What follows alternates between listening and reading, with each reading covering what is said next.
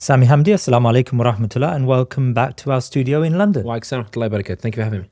Jazakallah khair. Thank you for joining us. And we're back in London, Sami. So any trips coming up for you?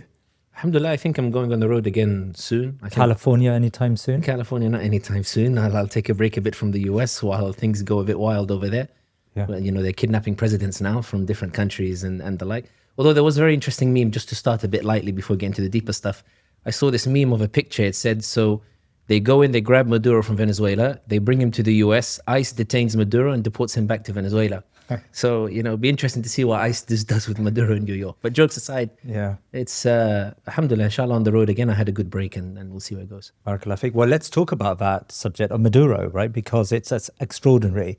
President Maduro, president of Venezuela, of course, was kidnapped by a US force and brought back to New York, where he's now going to stand trial for ostensibly drugs charges. From your perspective, what does this episode tell us about American foreign policy in general under Donald Trump? What's worth noting is that this is not the first time that the US has done this. And I think sometimes when that question is posed, it's almost as if there is a shock and surprise that the US is going in and imposing regime change as if it is something new in American foreign policy that it hasn't been doing since 1940s, 1950s across the entire world and the like.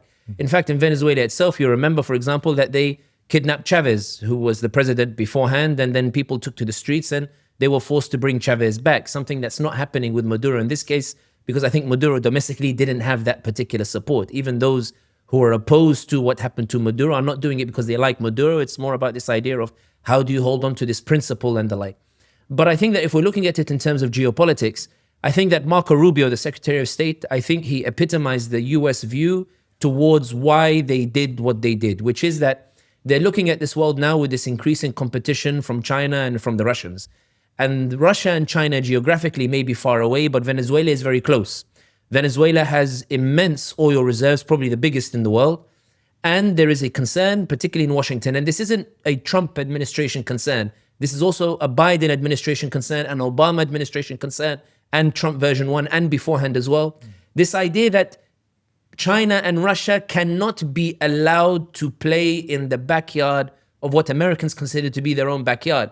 And this isn't something even recent. The Bay of Pigs, with the Russians in Cuba and the like, shows you the extent that the Americans were willing to go to ensure that none of these Latin American states fall within the orbit of China and of Russia. So if you look at what, for example, Kennedy did once upon a time, sending in troops towards Cuba, the point that I'm saying is this isn't a Trump phenomenon that we're seeing in terms of kidnapping Maduro and perhaps bringing him to New York and putting him on trial in New York, the sort of, the Apprentice style sitcom or the like. Perhaps that is particularly new. But certainly, I don't think it's a knee-jerk reaction from the Trump administration. Moreover, you'll remember that the bounty that was put on Maduro, the bounty indicating that there is a multi-million-dollar reward for anybody who catches Maduro, was not announced under the Trump administration first. The Biden administration already had a bounty out for Maduro, suggesting that the Biden administration already had this idea of, we need to get rid of the Maduro administration, we need to get rid of Maduro himself, we need to find a way to capture him, and there is a reward for anybody who brings Maduro. So in many ways, I'm wary of the premise of why did Trump do this, and I prefer to put it back within the correct framework, which is, why has America done it again? And America has done it again because America is doing what it always does whenever it feels the heat of that geopolitical competition, whereby now it feels like it's no longer the sole hegemon. It's seeing China start to rise. It's seeing Russia start to rise. And there's a concern amongst the Americans about how do we compete with the Chinese and the Russians in that regard, particularly given, from Trump administration's perspective, that Europe is not a reliable ally. Europe don't pay on their military expenditure. Europe is not contributing enough. Europe is not contributing enough to NATO, and they're not contributing enough with regards to Ukraine. There's a sense in the Washington administration that America needs to reassert itself in a world where people are now doubting American power because of the rise of the dragon and the rise of the bear, or call them whatever it is that you wish.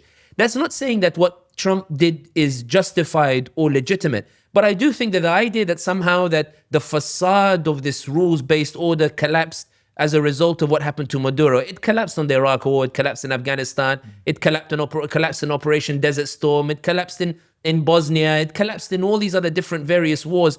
I'm very wary of the arrogance of assuming that our lifetime somehow is the beginning and the end of all of history. Trump has done nothing strange with regards to American foreign policy, and Europe is doing nothing strange in the way that it refuses to condemn what Donald Trump has done. And now the problem for Europe is that now that you've allowed Maduro to be captured in this manner and taken, and there are suggestions perhaps that Maduro had become so unpopular that this was enabled by some members of the Maduro regime who basically said to Donald Trump, don't punish the regime, take Maduro. And then, because there is a very interesting story, when Chavez was kidnapped, there wasn't much bloodshed when Chavez was kidnapped. So many people said, why? What happened?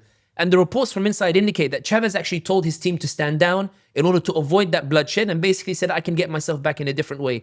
It's possible Maduro said, listen, I don't want that particular bloodshed. Keep the regime intact. I'll go to New York and see how you guys deal with things. And the irony is this, that Trump, perhaps what is new about what Trump did, if we really want to talk about what does it say about the new, is that Trump is very unprecedentedly honest as a US president, as far as US presidents are concerned, about why he's doing it.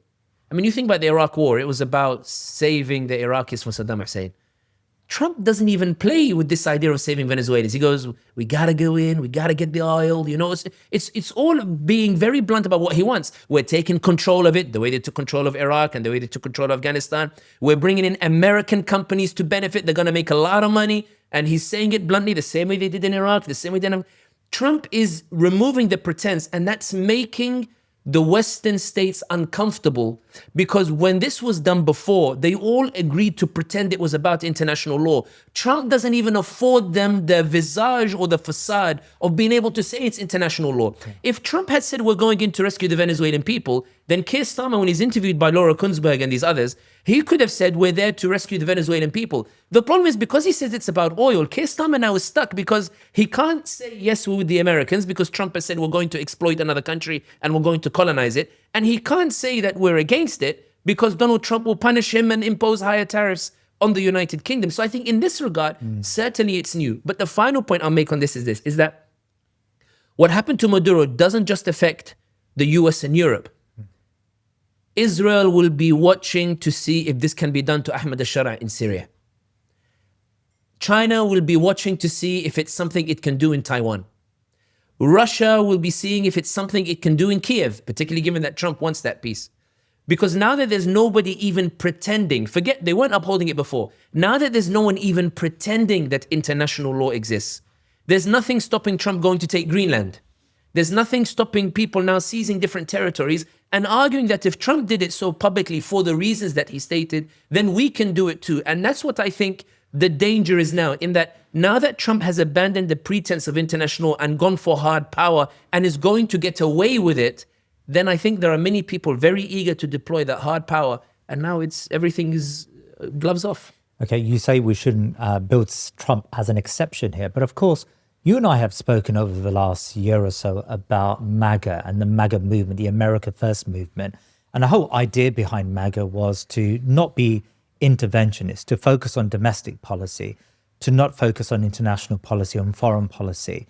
What we see in here is almost a betrayal of those MAGA principles, it seems. And in fact, some of the right-wing commentators like Tucker Carlson, like Candace Owen, have framed it in that way. This is a betrayal of our fundamental principles of why we elected Trump in the first place. I mean, shouldn't we, in a way, wouldn't we have seen Trump to be an exception here? Yet Trump has turned out to be as interventionist as the neocons and all of the other Democrats and Republican politicians that have served the United States since World War II. I think there are distinct differences between Trump's interventionism and those of the past. Even if the general framework seems to be exactly the same, as I argued earlier, it is the same, but there's a distinct difference with regards to how Trump goes about it. Yeah. I think the first aspect is it's important to put into context the timing of Trump's intervention, his coup, his regime change, if you can even call it a regime change, in Venezuela. Yeah. The first is that he lost New York, he lost Virginia, and he lost number of elections as a result of the economic crisis within America itself. He insists that the economy is doing well. But he will be acutely aware, as will his government, that the economic crisis in America is getting worse and he needs to deal with it. Otherwise, he's going to get smashed in the midterm elections. The polls do not look good for Donald Trump at all in those midterm elections. Yeah. In 2018, 2019, Donald Trump entered into a massive beef with the Saudi Crown Prince Mohammed bin Salman and with the Gulf states over the price of oil. Donald Trump's belief was that because they were bringing the price of oil up, it was affecting the economy in America and it was affecting the ordinary daily lives of ordinary Americans as a result of the cumulative and costs that were rising as a result. And therefore, he was asking for a lower oil price.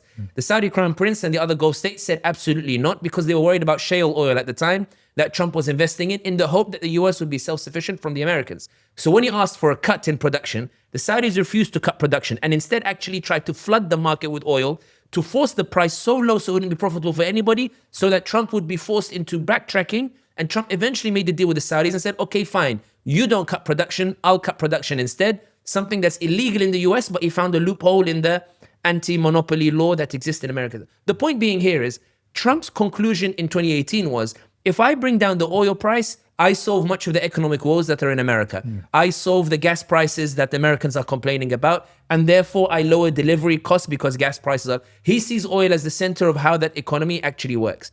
The point here being is, by taking control of Venezuela's oil, Donald Trump believes that he will be independent of the Saudis and the Gulf states. He'll be able to control that oil price, bring that oil price down before the midterm elections.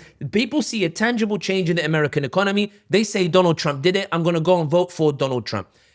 The second point here is that Donald Trump believes that his base will not tolerate a prolonged intervention. So Donald Trump agrees to a maneuver that doesn't involve any bloodshed of any American soldiers. No American soldier was killed in it. And it's very much like a shock and awe, very quick in and out. None of this business of staying in Iraq, none of this business of staying in Afghanistan.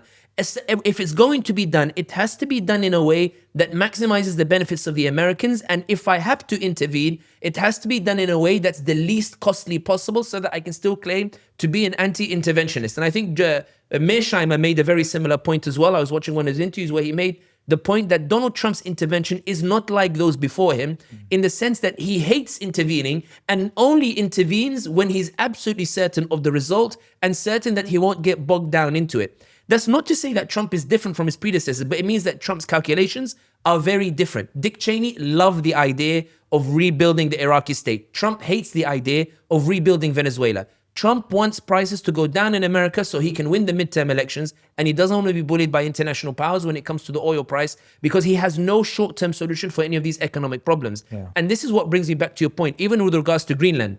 One of the reasons that he wants a military base in Greenland, and again, this is not a justification for anything Trump is doing, rather it is to emphasize that there is a Trumpian logic to what he's doing. This isn't him just lashing out. Trump believes that if he can take over Greenland and establish a military presence over there, then the oil ships that tend to cross that Atlantic Ocean, that used to go from Venezuela to Iran, for example, or the Russian oil tankers and gas tankers, Trump will find it easier from Greenland to launch military operations to stop those oil tankers going to and fro, and he will be able to seize that oil and bring it and either ransom it or use it into America to also bring those prices down. It's piracy, basically, but essentially being done by the global superpower.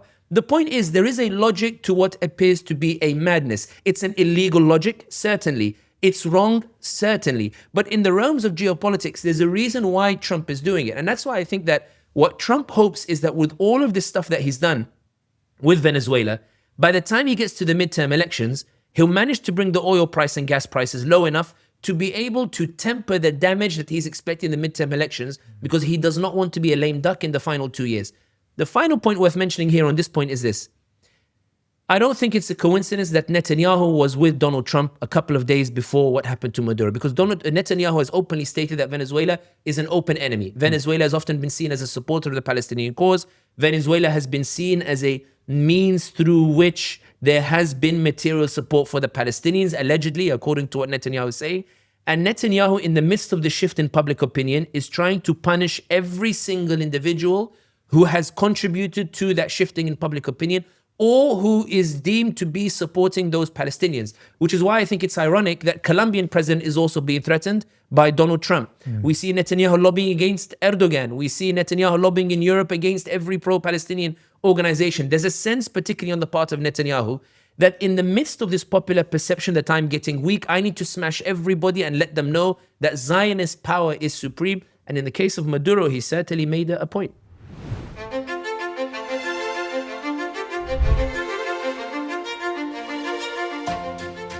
Today I am here, very honored to be here in County Wajir in Kenya. Baitulmaal has been involved in various projects, and one of the projects which we have been sponsoring about supplying the clean water to different villages in Wajir County.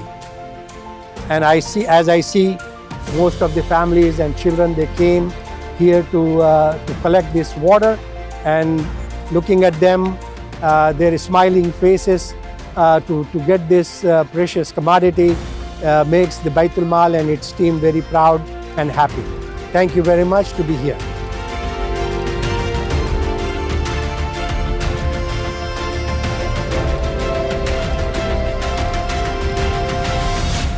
Visit btml.us/thinkingmuslim to learn more and give. What about Iran? I mean, at that press conference you talk about in Mar-a-Lago, there was a very assertive approach to Iran, and later on Donald Trump sent out the message on Truth Social that American military was armed and loaded, or locked and loaded, when it comes to safeguarding the so-called democratic or the anti-regime demonstrators in Tehran. Do you think the prospect, in the same vein that he has intervened in Latin America, do you feel that there is any prospect of Donald Trump invading or at least interfering in the domestic affairs of Iran? I think that when it comes to Iran, the situation is a bit different with regards to Donald Trump. Mm-hmm. I think with Venezuela, it was easy and straightforward with regards to Maduro. And I think that when you look at Latin America generally, their ties with China are rapidly increasing. And I think Donald Trump is hoping that what he did to Maduro will scare Lula in Brazil, it will scare the Colombian president, it will scare Mexico into weaning their influence, weaning their dependency and their ties with regards to China. He's hoping that what he did with Maduro will have that chilling effect. With Iran, it's very different, primarily because when the Israelis went head-to-head with the Iranians, they couldn't survive on their own without American assistance. America had to spend a lot of money in order to help the Israelis out, in order to repair that Iron Dome. The cost of changing the regime in Iran is far more expensive than what they did with Maduro. Trump is not inclined towards an operation that requires the amount of investment that changing the regime in Iran is required. It's true that Pompeo indicated in a tweet that Mossad agents are walking on the streets of Iran right now, trying to support the protests that are taking place against that Iranian regime. But Iran is a very different, geographically, Iran is very different in terms of the relationship between the regime and its people. And Iran, there is another angle to it, which is that whereas maybe 4 or 5 years ago, Saudi Arabia, UAE, and these states wanted to see a regime change in Iran, today Saudi doesn't want to see a regime change in Iran. Neither does Turkey, neither does Iraq, neither even does Syria want to see a regime change, because they are worried that the fallout from any regime change in Iran, that the Americans showed in Iraq and Afghanistan, that they don't have the capacity or capability to contain the fallout from a disintegration of Iran. Shara in Damascus is in no position to handle a fallout in Iran. Iraq is not in a position to handle a fallout with Iran. Saudi most definitely does not want another war on another front with regards to the Iranians themselves. I think that Donald Trump, when he hears all of these voices saying that this is too expensive, it's hard to imagine that he will take such initiative as he did against Maduro, against the Iranians themselves. And the other point worth mentioning here is, to quote the words of an analyst I like to follow called Mu'in Rabbani, he was asked once, how do we interpret Trump's policy from what he says? And he said Trump's policy is always based on the last person that he spoke to. So if he speaks to Netanyahu, he will say, I hate Iran. When he speaks to the Saudis who don't want war with Iran, he'll say Iran has agreed to make peace. It depends on who he's speaking to. And that's why I think the Iran statement is certainly bluff. And I think Trump is monitoring the reaction to what he did to Maduro and hoping that has the intended effect that won't require him to invest American resources in future, in terms of investing American resources in regime change that he doesn't want to get bogged down into, because Trump may see an economic need in securing the oil, but he's very wary that his base is starting to fracture. He's wary that his base are angry that he intervened. He's wary that his base don't understand it. He's wary that his base are debating the matter. You can see the Matt Walshes and Tucker Carlsons and these others debating why on earth did we get involved in Venezuela and the like. He doesn't want to exacerbate that. And this is what leads me to suggest that what Trump did was not something that was done off the cuff, but something that he felt he was pressed into by a geopolitical reality that he feels he needs to tackle, and he did it in a very Trumpian way. So can I ask you about the Netanyahu-Trump press conference that took place, as I said, in Florida, in Mar-a-Lago? And many commentators suggested that there was a lot of consensus during that press conference, and there was a love-in basically between Trump and Netanyahu. But of course, there was some slight pushbacks, in particular over Turkey and that second phase, and whether there could be a Turkish force stationed somewhere in Gaza. And there was some conversation about the West Bank and settlement activity in the West Bank. And you can see the body language between the two was somewhat icy at that stage, because Trump said that Netanyahu was wrong on West Bank settlements. I mean, do you see that as a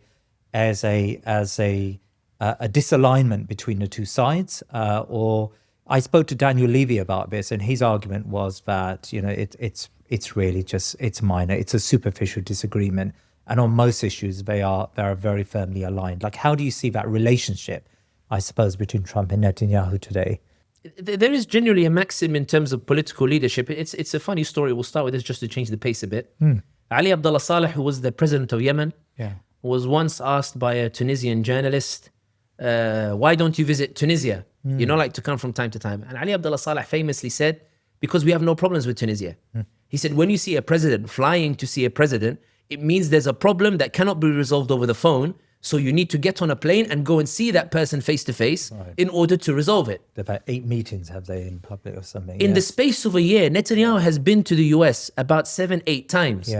Netanyahu gets on a plane. Netanyahu's got a crisis domestically. He's got court cases. He has economic crisis. He has the war against the Palestinians, the genocide that he's committing in Gaza. He has the issues with regards to Syria and Suwaidah. He has the issues with regards to Lebanon. He has the issues with regards to wrestling with Turkey. He has the issues with regards to Egyptian gas. He has the issues with regards to the Mediterranean. He has the issues with how to convince the Saudis to stay with normalization, given that bin Salman no longer sees much of a benefit in terms of officially normalizing. Netanyahu has all of these crises, but still finds times to get on a plane, to fly all those 15, 14 hours or however long it takes, to go and see Donald Trump for a few days, to sit with him, not to have a cup. They're not going for a cup of tea. They're not going to say, wallahi, not wallahi, but like they say, oh, Donald Trump, this is, I missed you so much. I wanted to sit in Mar-a-Lago with you and your wife. Netanyahu is going because no matter how much he calls on the phone, Trump does not give him an answer that satisfied Netanyahu. And let's look about this particular situation. Firstly, you're talking about Gaza phase 2.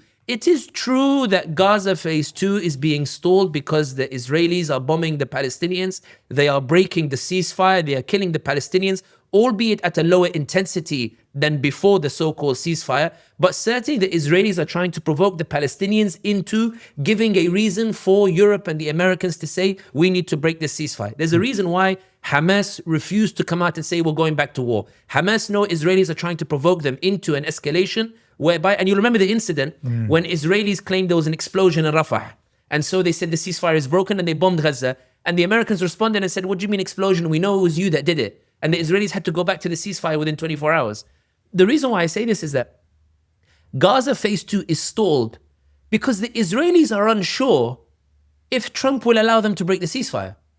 The reason it's stuck, of course, because the Americans aren't pushing phase 2, or rather they haven't. Trump is a bit distracted by Venezuela and by Russia and the like. But it's also stalled because Netanyahu is sitting in Tel Aviv saying, I don't know what Trump is going to allow me to do here. Am I allowed to break the ceasefire? Am I allowed to go back in? Am I allowed to go and colonize the rest of Gaza? Am I allowed to go back to genocide? Trump is not telling him, no, you can't. But Trump's not telling him, yes, you can. And that unpredictability is why Netanyahu keeps having to go to the White House or go to Mar-a-Lago in particular. Remember, this time it wasn't the White House. Netanyahu went to Trump's retreat where Trump is relaxing because he said, I don't have time to wait until he gets back to the White House. Mr. Trump, please, I need to see you urgently. And Trump went to him, all right, fine, come to Mar-a-Lago and come and sit and let's talk. That's what's happening in these meetings. Netanyahu is saying to Donald Trump, what can I do? What can't I do? And Trump is giving him the same bluff in which there is no meaning in what he's saying. Yes, you do what you have to do. What does that mean? Can I go commit genocide? No, you have to uphold the ceasefire. But you said I can do what I have to do. Yet there is a confusion with regards to Netanyahu. Mr. President, Turkey is doing horrible things in Syria. I know there's a big terrorism problem over there. Exactly, but Erdogan is my friend. What do you mean Erdogan? How can you tell me on the one hand you have a problem, on the other hand you're telling me Netanyahu is just as confused as Erdogan is just as confused as you are, is just as confused as everybody else. So Netanyahu sits with Trump trying to extract a promise. Mr. President, I need you to go to war with the Iranians. Yes, the Iranians are really bad. Give me a second, let me go on Truth Social and let me write that Iran is such a bad country and we're going to prepare to go and bomb the Iranians if they do this. Thank you, Mr. President. So when do we go to war? What war? Netanyahu is trying to work out what's happening here, which is why he gets on a plane and constantly flies. Think about it this way. Not only is Netanyahu flying to the US, but Netanyahu is flying over countries that are signatories to the ICC, who have an obligation to arrest him. Meaning, every time Netanyahu flies on those 8 trips, it's not like he's getting on a plane and saying, okay, guys, let's go and enjoy ourselves in Florida. He's saying, which countries can I fly over? One time he flies over France, the next day he can't fly over France. He flies over Greece and then suddenly he can't fly. This isn't easy for Netanyahu to get on a plane and go and meet with Donald Trump and to go and speak with him. He's doing it because Trump is not giving him the assurances that Biden gave him.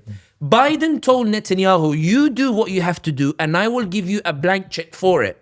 Trump says that he has a blank check, but then does the complete opposite by forcing a ceasefire in Gaza and then saying Erdogan is my friend. Netanyahu doesn't know what to do with Donald Trump. In the words of a prominent Jewish anti-Zionist, I won't mention his name because I didn't get permission to mention his name, but many people follow him, followed by millions of people. We were sitting once in a room and he was asked, what is the difference between Biden and Trump on Palestine? And the question was asked as a dig towards me in particular. And the historian responded and said, under Biden, you always knew that he'd operate under the framework of what all American presidents did with Israel. What Israel wants, it does. With Trump, this is his words, not mine. He's so driven by his ego that even if Palestinians can't influence him, the Zionists also don't know what he's going to do either. And that uncertainty is what unsettles Netanyahu. And this is the point in that press conference. So they sit there, have a discussion about Iran, they have a discussion about Syria. Israel says, I need to kill Ahmad al-Shara, I need to get rid of him. Trump seems to have told Netanyahu something that Netanyahu wanted to hear, which is why Netanyahu agreed to the press conference. Then they get to the press conference and Trump gets asked a question by a journalist and he says, yeah, with regards to the troops that are going into Gaza, Turkey, Erdogan is a good friend of mine, we can send Turkish troops in there. And Netanyahu's reaction was, that's not what you said to me in the private meeting. Why are you telling me one thing? I flew all the way here to make sense of what you're saying. You tell me one thing and then you go out in the press conference and say something else and then you tell me all is going to be fine. What I'm saying is that in that press conference, we did not establish what Trump's policy is. We did not establish if he's going to phase 2, but we did not establish if he's given up on phase 2. We did not establish if Turkey is going to be part of the Gaza force or if Turkey is not going to be part of the Gaza force. Or we did not establish if Trump is going to go to war with the Iranians or if he's not going to go to war with the Iranians. Netanyahu flew 14 hours for clarity and got no clarity from Donald Trump when he flew back to Tel Aviv. And that's the double-edged sword with Donald Trump when it comes to the issue of Gaza or the issue of Syria. You don't know what mood Donald Trump is going to wake up with tomorrow. Biden, you knew that if Israel gets stuck, we can do a humanitarian corridor and help them ethnically cleanse northern Gaza. If Israel is stuck taking Gaza City, we'll send Marines through a humanitarian pier. Blinken will do the marketing for you. And Biden was very proactive in helping Israel with the genocide. With Donald Trump, it's, ooh, wow. Russia, please look this way, Mr. President. Oh, Venezuela.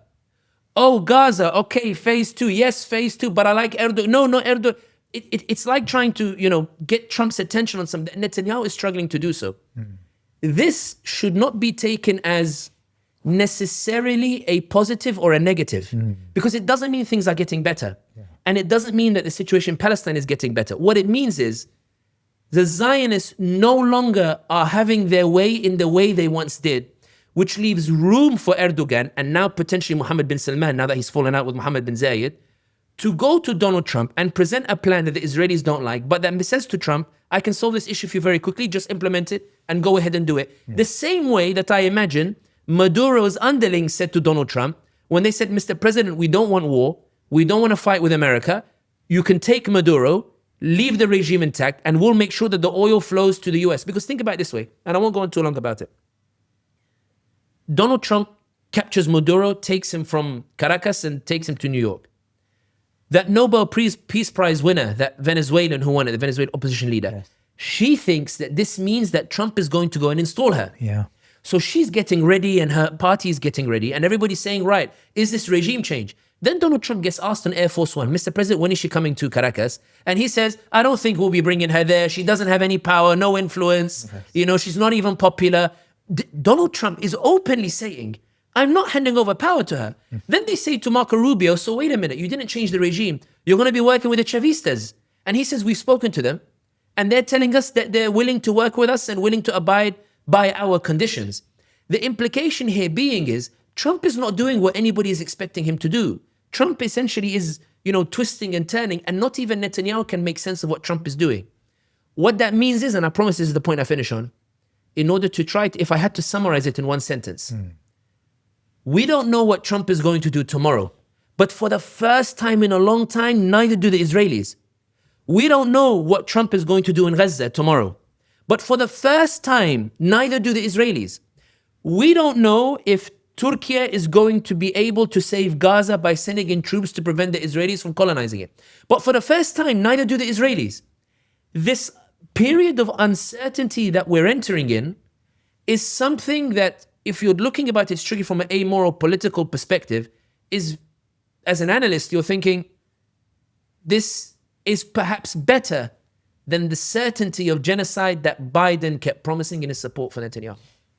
I mean, Sami, that's really interesting. But of course, the popular perception on social media, but actually beyond that, through a number of analysts argue that, this President Trump, is as Zionist as the other presidents. I mean, you saw that Mark Levin, that the Zionist broadcaster who put his arm around Donald Trump and said, this is our first Jewish president. I mean, it looked pretty humiliating, at least that's the perception that was given. We've got Jared Kushner, of course, his son-in-law, who's very pro-Zionist, right? How do we square these public displays of support for Israel and what you say there, which is that, this is a more transactional president. He doesn't have ideology like obviously Joe Biden had. Trump is not Zionist and he's not anti-Zionist. Trump receives $250 million from a Zionist lobby. And so he thanks them at a gathering and invites them to the White House. And they tell him, Mr. President, thank you for taking our money and supporting us. And, we've spoken to lawyers and we think you should have a third term as well.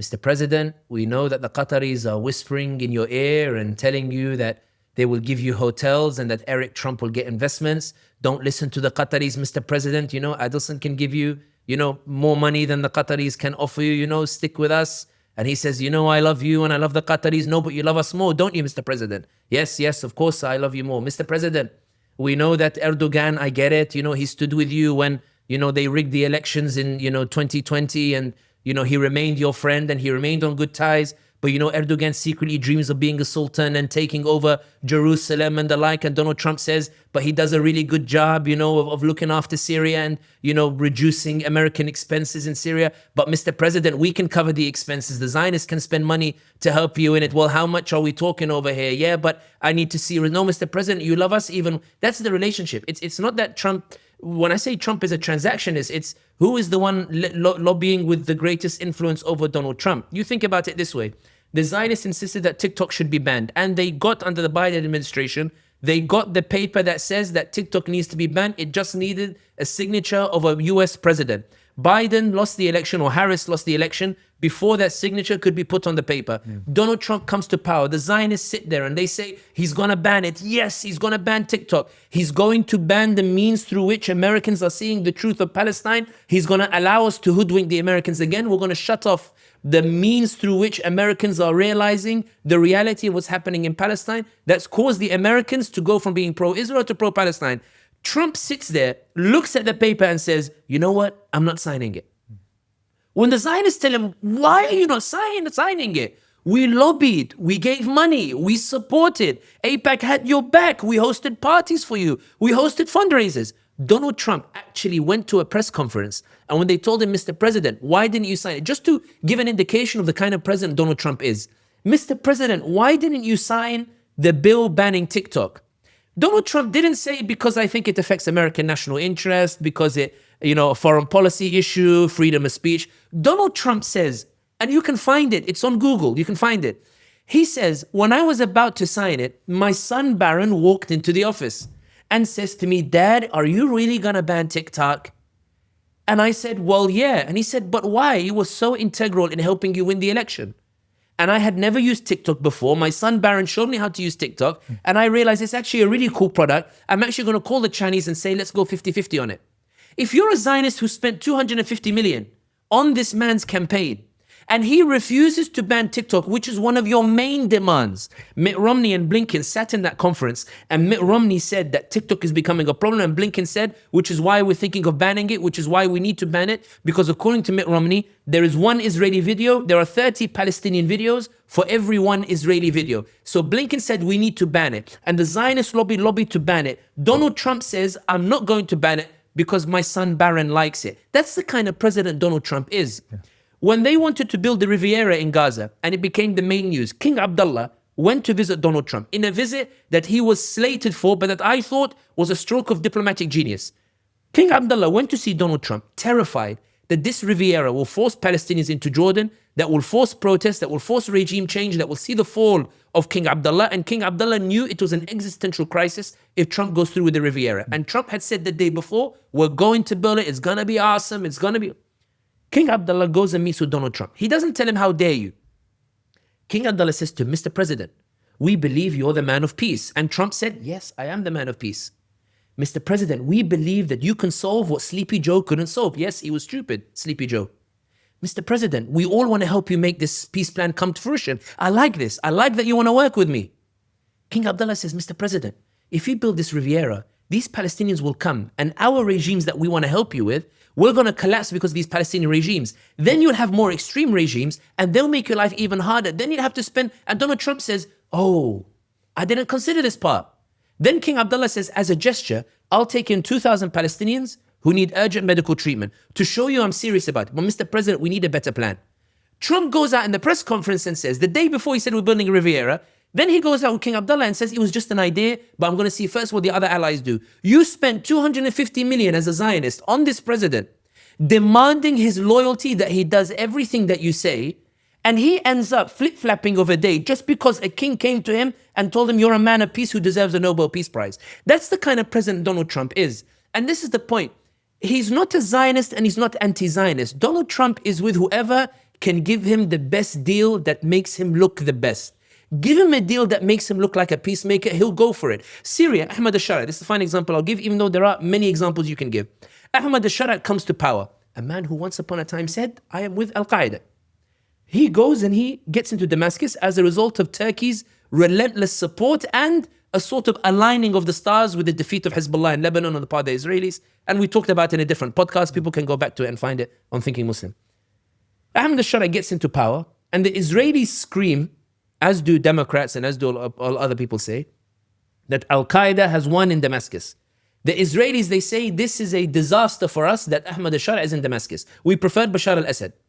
Mr. President, we need to go into southern Syria and we need to get rid of this new regime in Damascus and take over it. Erdogan, Hakan Fidan goes and meets Marco Rubio in Washington. Mr. President, Marco Rubio, how much money did you guys spend in Afghanistan? Way too much. How much money did you spend in Iraq? Way too much. How much money are you willing to spend on another war? Not a single cent, not a single dime. Why on earth, when Syria now has a potential for stability, we can keep this guy calm. We can keep this guy and keep the stability. We can send in our troops to help to preserve it, and we're a NATO ally. Mr. Trump, when everybody abandoned you in 2020, we didn't abandon you, we stuck with you. We hated Sleepy Joe as much as you hated Sleepy Joe. Yes, you did. We're your allies, yes. So, Mr. President, these Israelis, they're going to cause such chaos in Syria, you'll never be able to leave. We have a good plan to help you with regards to it. Trump says, I like it, this is a good deal, go for it. Netanyahu flies and says, don't listen to Erdogan. And Trump says to Netanyahu, but he's keeping the peace. Syria is still united 1 year on. Syria is not disintegrating. I don't see ISIS and Al-Qaeda like in Syria the way that you said they were going to come. This guy has been able to keep the peace. That's the kind of president Donald Trump is. It's not that he's a good president or a bad president. It's that Biden, whenever Erdogan would speak to him, Biden said, this guy is Islamist, I need to get rid of him. Biden said in the 2020 election campaign that we need to support the Turkish opposition to get rid of Erdogan. He did not even entertain the prospect that Erdogan might be a viable ally in the Middle East to help him to preserve stability. Why? Because Erdogan prays in Hagia Sophia and Kilic Darulu prays with his shoes on, or prays with his shoes on the prayer mat. He prefers secular Kilic Darulu. It's an ideological thing, Biden. Biden put his ideology over the American national interest in his dealings with Erdogan. Trump says, give me the best deal.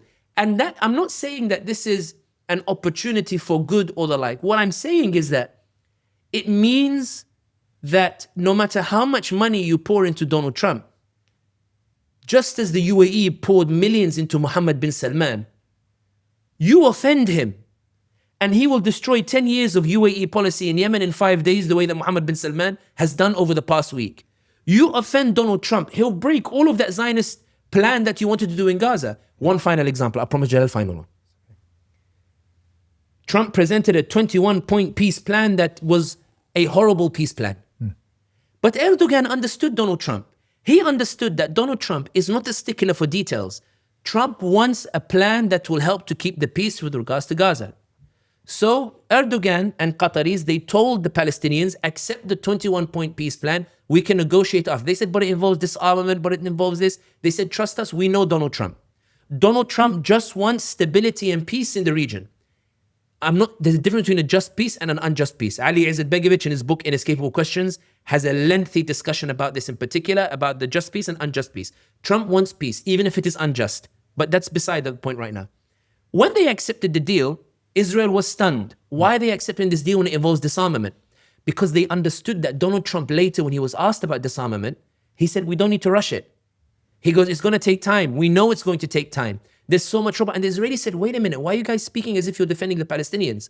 The point here is, what kind of president was Biden? Biden was what the Zionists say, I do. When they tell me jump, I say how high. Why? Because I am a Zionist and I believe that everyone should be a Zionist. He was a candidate that took arguably the most money from AIPAC across his entire career. Donald Trump is like, well, you're giving me 250 million, but the Qataris are, and the Saudis, and the UAE, and Dubai looks lovely, and Riyadh looks amazing, and they gave me red carpet treatment. There is a very interesting report. I promise this is the final point. There's a very funny report. I think this summarizes Donald Trump.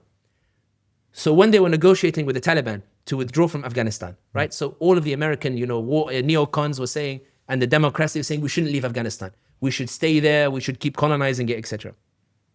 And Donald Trump was insistent that they need to leave. So when they're about to finish the deal, I'll find the report, I'll send it to you. Maybe you can send it to your subscribers. So the report is that Trump is on a plane flying back to the White House. And one of the advisors says to him, Mr. President, this could be a disaster if we leave Afghanistan.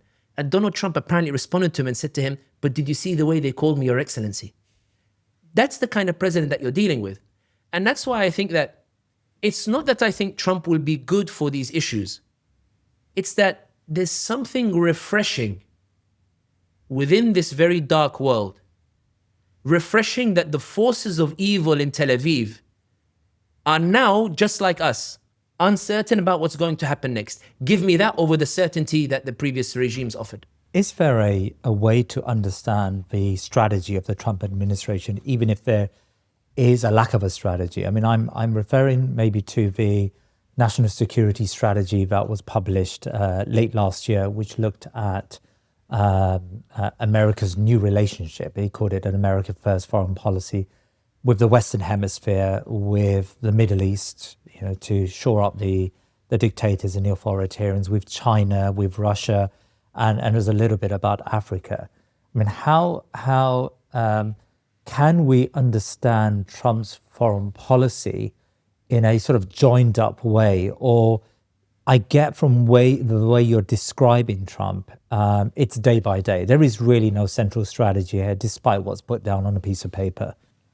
I think that first and foremost, my belief is that politics is a science of human relations more than anything else. It's the same way that a human being feels happiness, sadness, concern, pressure, and the like. States feel the same way. And this is why I think that sometimes we focus a lot on policies and the like, but when something happens that doesn't align with the policy, you all get confused. How could this happen when this was the policy? It's because politics is human first and foremost. Yeah. I think what we can understand from Donald Trump's policy is that as opposed to running the state like a bureaucracy, he runs it like a monarchy. So whereas, for example, under previous administrations, you dealt with the State Department, you dealt with the Homeland Security, you dealt, etc. It doesn't matter what report comes out from the National Security Agency. I would, if gambling was halal, I would say that Donald Trump probably didn't even read the report.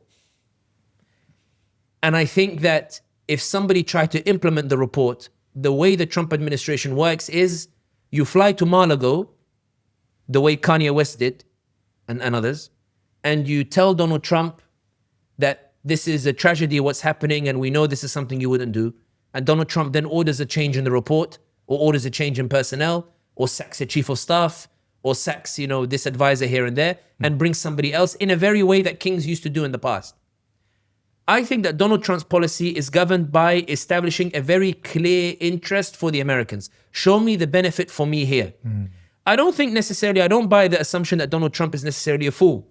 I think that, for example, when you look at his trade war with China, I think he's identified a very genuine threat with regards to where the future is going, given that the rare earths and what China does in terms of extracting those rare earth materials, being not obliged. One of the reasons why Trump despises the COP23 agreement about the carbon emissions is the China's superiority in rare earths is because it far exceeds the limits that the COP23 imposes on carbon emissions. So it constantly pumps with the carbon emissions to extract raw materials that puts it at an advantage economically and competitively as opposed to Europe and the Americans, and China benefits from it. Trump says, listen, I get you guys want to save the planet, but China here is going to conquer all of us unless we do something. There is a logic behind the madness, even though sometimes perhaps there could be madness there as well. The reason why I say is that I think that Donald Trump, everyone is trying to look for certainty where there is uncertainty. Right. Everybody is trying to look for consistency where there is an inconsistency. And I think that it reflects the nature of man in that everybody wants to say that there is something certain. In fact, there's almost a metaphysical aspect of it. Everybody wants to know whether there is a God or whether there isn't a God. They want to know what happens after you die. Nobody likes to live in that sense of uncertainty. And it applies to that politics as well. I know that sounds like a vague answer, but the reason why I think that it's hard to gauge a general policy with regards to Donald Trump is because Donald Trump has a propensity to adopt policies that benefit him personally. For example, Israel hit Doha. Usually, when the Houthis hit Saudi Arabia, in 2019, when the Houthis hit the oil facility, and the Saudis were expecting the Americans to intervene to go and bomb Yemen to punish the Houthis as part of the security pact that America has with the Saudis. Trump was in power. Trump looked at the situation and said, what is my benefit of going to bomb Yemen on behalf of the Saudis? Like, why would I do it? Like, what is my benefit in it? And as a result, he did absolutely nothing. And the Saudis got upset. And Trump essentially said, well, there's not much you can do about it. Listen, it's regrettable. But, Yemen is an issue that you guys have to deal with. I don't see why I have to get involved in Yemen. Contrast that to when Doha got hit by the Israelis. Doha, with whom Eric Trump has significant business dealings with, where Eric Trump, who's overlooking the Trump's financial dealings, is planning to open a hotel, planning to open a golf course, has a lot of transaction relation with Al Thani.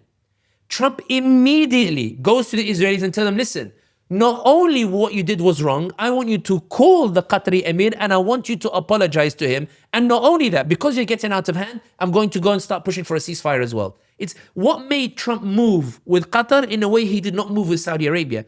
according to American national interest, you should protect both because Saudi has a lot of benefits with the Americans. But you didn't because Trump didn't see a personal incentive here with the Saudis, which is why bin Salman is offering $1 trillion to say, listen, I'll give you a personal incentive, just have my back, please. And Donald Trump is saying, this is really good. He offered me 600 billion. I told him make it he offered me I told him 500 billion. He offered me 500 billion.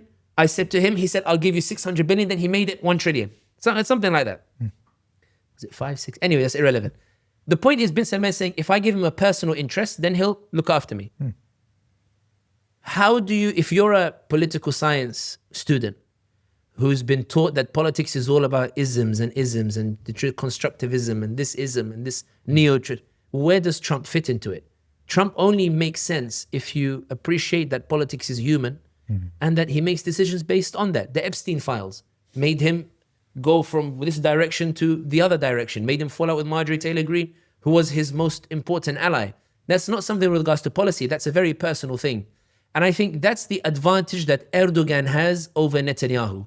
Netanyahu has dealt with the American state. AIPAC funds Democrats and Republicans. AIPAC pushes candidates in all of those state institutions.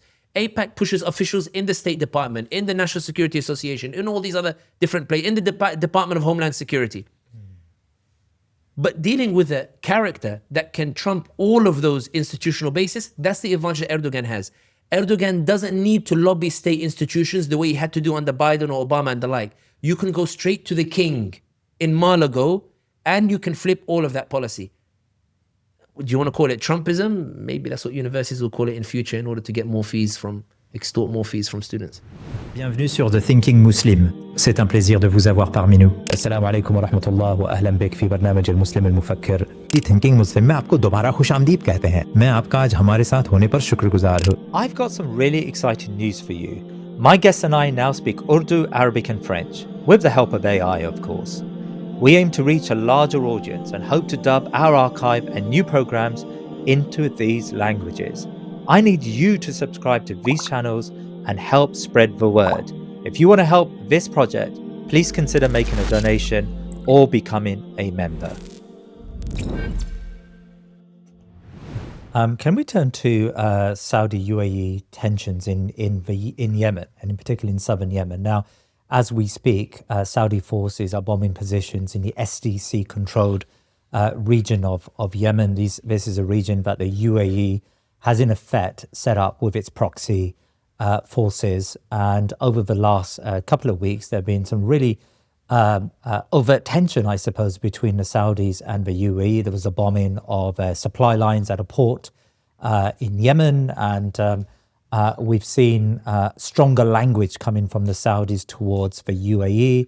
Historically, when there were tensions, the UAE was not explicitly mentioned, it seemed to me, but now it's sort of bowled out into the public. The UAE has at least publicly said that it's removing its forces from the southern part of Yemen. But there seems to be an all-out conflict, if that's not a strong word, between the Saudis, Mohammed bin Salman, and Mohammed bin Zayed. Is that a fair characterization of what's happening between the two countries now? The dynamics that underpin the relationship between bin Salman and bin Zayed have changed significantly. If we're talking about what happened in Yemen now, there is a province called Hadramaut. Hadramaut, very famous province, even Islamically, historically, very famous province. The Saudis in Yemen have traditionally been unsure what they want in Yemen. Yeah. Do they want the internationally recognized government to be put into power? They are hesitant because the most dominant force is the Islah, and the Islah are considered by the Saudi government to be Muslim Brotherhood. But they remain significant. They were the number 2 power during the Ali Abdullah Saleh era. Yeah. Do they want Yemen to be split in two, which is the historic Saudi position? But the Southern Transitional Council is closer to UAE than it is to Saudi, so we're not keen on that either at the moment. Do we make a deal with the Houthis the way we've made deals with the Houthis in the past in 2009 and before? Yeah. But the Houthis have reneged on it and they're too close to the Iranians. So the Saudis have been left in sort of this no man's land where they want no party to win. They bombed the forces of the internationally recognized government when they tried to take Aden in 2019. Then they bombed the Houthis, and now they're bombing the Southern Transitional Council. So every party can claim to have been bombed by the Saudis at one particular point. That reflects their paralysis and confusion about what it is that they want in Yemen. The UAE have always been clear about what they want in Yemen and the region and beyond, which is the Arab Spring demonstrated that the people want freedom and want the freedom to reflect their aspirations at the ballot box to choose their leaders. And the UAE is saying, over my dead body will I allow any freedom in the Arab world. You will obey the dictators and obey the brutal dictators. And the UAE is funding genocide in Sudan to prevent the Sudanese from choosing their leaders because they're worried the Sudanese will choose Islamist Muslim leaders. They're bombing they're supporting Haftar in Libya because they're worried that elections will also deliver some sort of Islamic leaning trends and the like. And they're also in different places trying to scupper, and they were leading force in supporting the coup in Tunisia as well to crush that democratic transition as well. So UAE has been absolutely clear. What we want in Yemen is, we want to split Yemen in two. We want a dictatorship in the south, and we don't mind dealing with the Houthis because we have our own relation with Iran that we've done in the past. The Saudis in 2017, 2018 were aligned with the UAE for two reasons. One, they agreed about the threat of the Arab Spring. They were concerned that the Qataris through Al Jazeera were bringing the Arab Spring towards those Gulf monarchies. There might be protests. Saudis might complain about the economic crisis, and therefore they might protest against the regime, and therefore they were natural allies with one another. Bin Salman in particular needed the UAE because after the killing of Jamal Khashoggi at the Saudi embassy in Turkey, he became considered an international pariah. He was at odds with Erdogan, in open conflict with Erdogan, open conflict with Qatar, which had an incredible media lobby with Al Jazeera and the like. They had tensions with Europe and the like. Bin Salman needed the UAE to market him in Washington and in Western capitals. Bin Salman couldn't go to Washington because he became a pariah. He needed the UAE to counter the Qatari lobby and these others who were lobbying against him in Washington. He needed the UAE to spend its money to go and say, Bin Salman is the ruler that you need in order to bring about a de-Islamization in Saudi Arabia, to counter extremism, to counter terrorism and all this other thing. Without the UAE, Bin Salman feared that he would be removed and some of the family members that he'd put in prison would be restored to power, who once upon a time enjoyed the favor of the Americans, like Mohammed bin Naif, etc. Fast forward to today. Erdogan and Bin Salman are now friends. They're no longer fighting with one another. They've reconciled with each other completely. Just today, as we're walking in, they're now discussing naval coordination drills and military drills and also access to Turkish weaponry, and they are becoming very close to one another. Bin Salman and Qatar have reconciled, and Bin Salman unilaterally reconciled with the Qataris without consulting the UAE when Biden administration came, when Biden won the election. Saudi reconciled with Qatar, and since then the Qataris have fully invested in the relationship. Their media doesn't mention any criticism of Mohammed bin Salman. They've kept the peace with Mohammed bin Salman. They've kept their side of the agreement. They are also very close. Iran has lost Syria. It's lost Hezbollah in Lebanon. It's been battered, its proxies in various different areas. Iran is reeling. It's trying to lick its wounds. It doesn't have the ability to press the way it pressed before. Before, you had Saudi Arabia surrounded by Iran's proxies. Iran's proxies are unprecedentedly weak, including the Houthis in Yemen. Iran no longer poses the threat that it once did either. So now Bin Salman suddenly now has breathing room. Before, he needed the UAE to market him through the Israelis in Washington and the like. But now Bin Salman has his own relationship with the Israelis. He has billions of dollars, more than $50 billion investments with Jared Kushner. He's investing in the Israeli economy. He has his own talks now with the Israelis. The Israelis are now courting him separately from the UAE to try to push him to normalization of ties, and they're talking to him directly.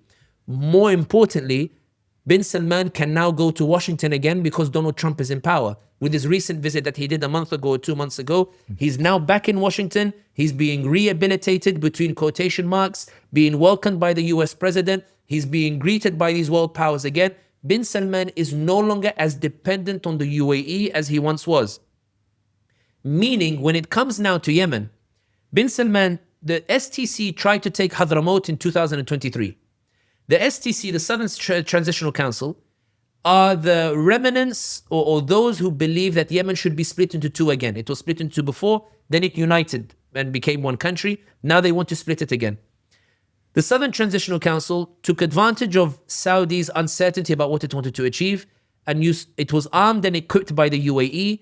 They seized the capital Aden. They took Dhala, they took Lahaj and these areas in the south, and they had no interest in going to the north. They said, that's nothing to do with us. You guys can handle the Houthis. But they're aware that although they have some resources, Hadramaut has a lot of resources. They have to take Hadramaut.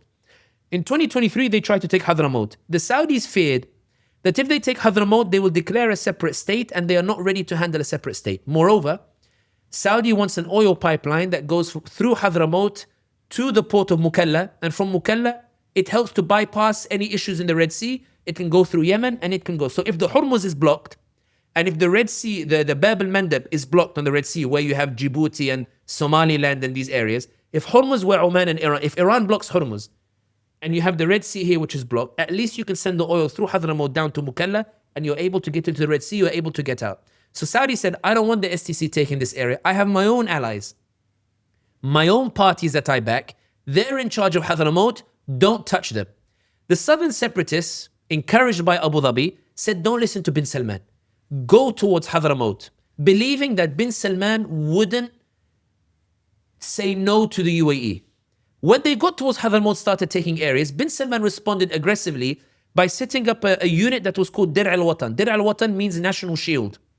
This National Shield was composed of local tribes and local forces. It became the force, and bin Salman said to the Southern Transitional Council, you need to go back to Aden. And the UAE said, don't push him too hard.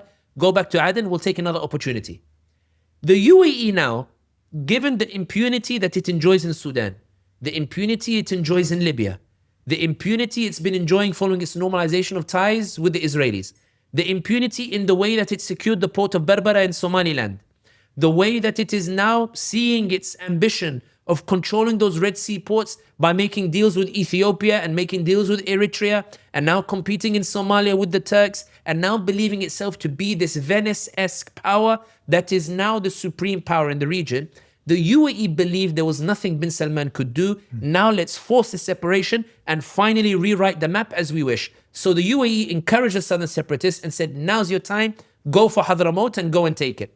The southern separatists went towards Hadramaut and very quickly started taking area after area after area, and even announced a change in the governor of Hadramaut from the Saudi appointed governor to the UAE STC appointed governor. Saudi initially said, we urge the STC forces to withdraw.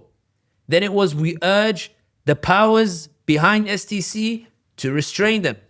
We urge our brotherly neighbor to help us to get the STC. And bin Zayed is convinced bin Salman won't do anything. Because even if bin Salman is getting close to Erdogan, he's not going to trust Ikhwan.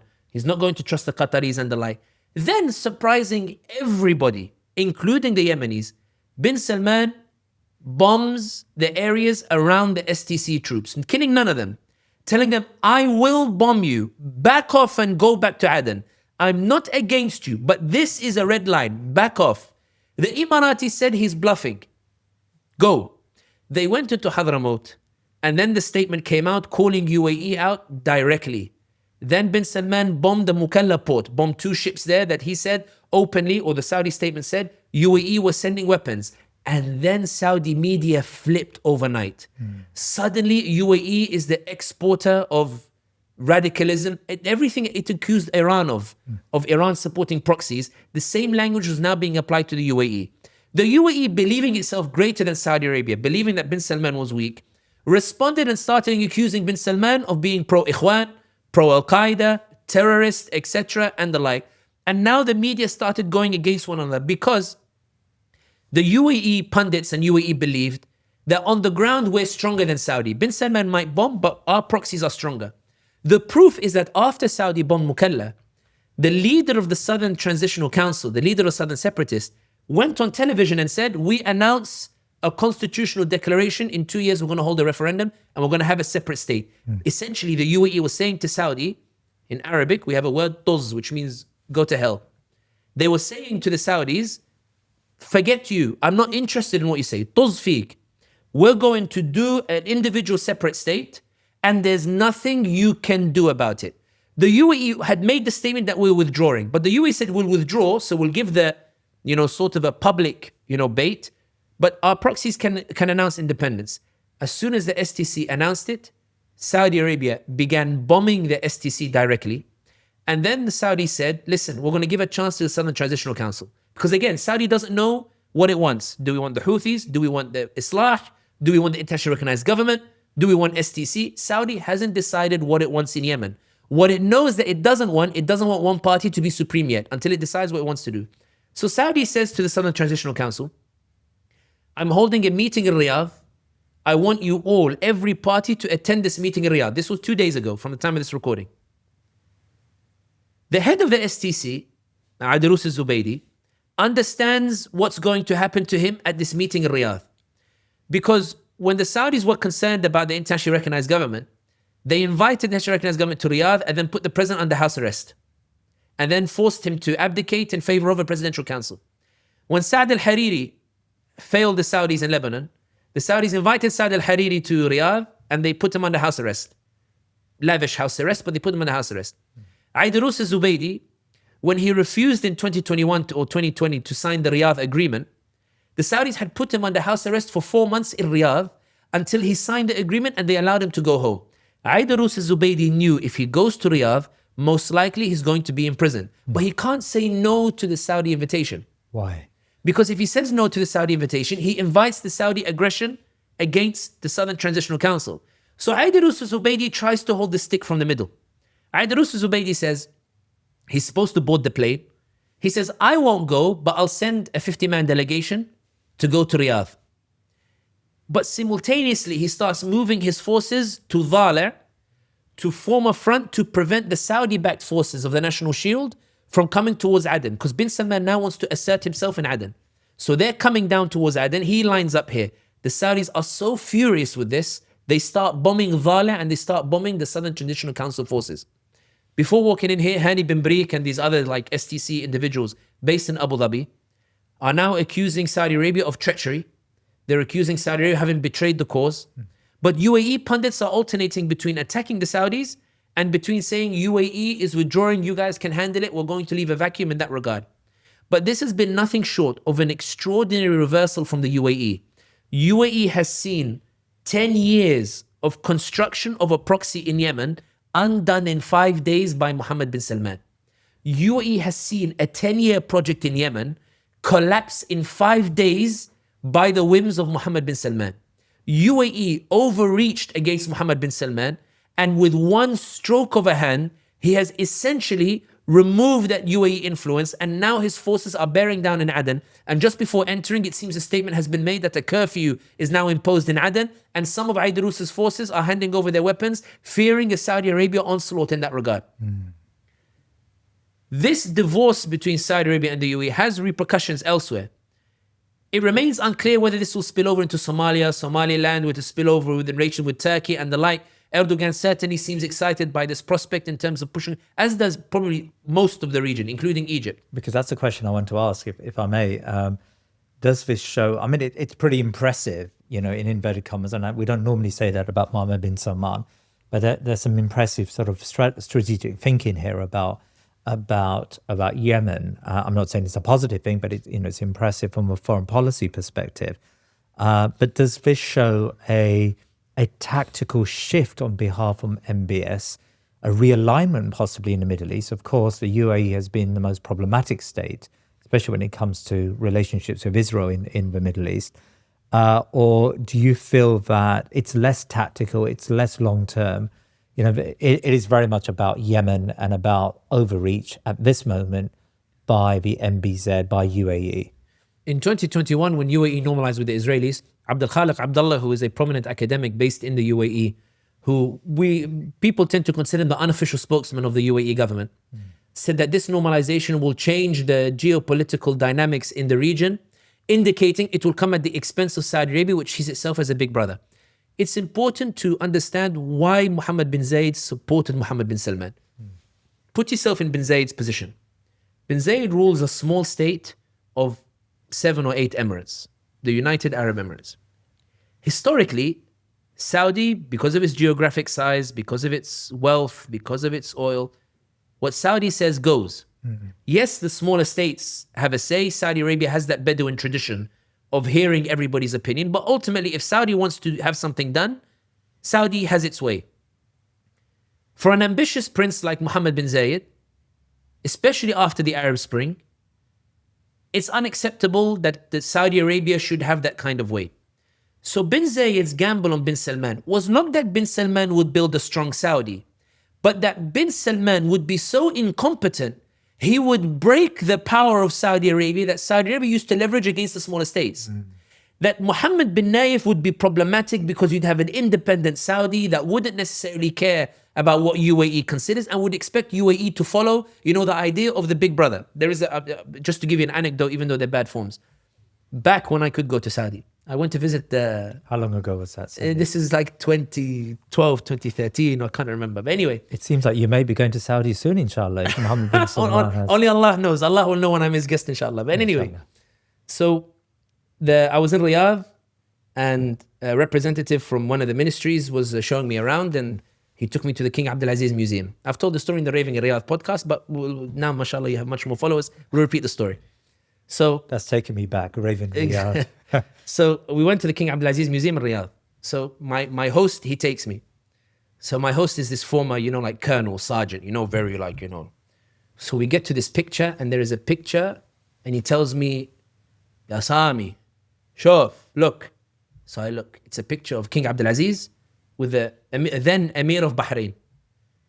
Okay, cool. I've read Muhammad Asad's book. He's very glowing about King Abdulaziz. I like his description of him. I have an affinity towards King Abdulaziz. I like the stories about him. I appreciate his limitations, but yeah, nice picture. Okay, yeah. He goes, but look, what do you notice about the picture? I hate museums, so I was like, I don't know, it's mashallah. No, look. What do you want me to say? Allah Barak. No. What do you notice about the way they're sitting? I don't know, they're brothers? No. The Emir of Bahrain is sitting lower than King Abdulaziz. Because, ya Habib, احنا في السعودية in Saudi Arabia, we are the big brother of the region. Bin Zayed hated this attitude that Al Saud saw themselves as the big brother of the region.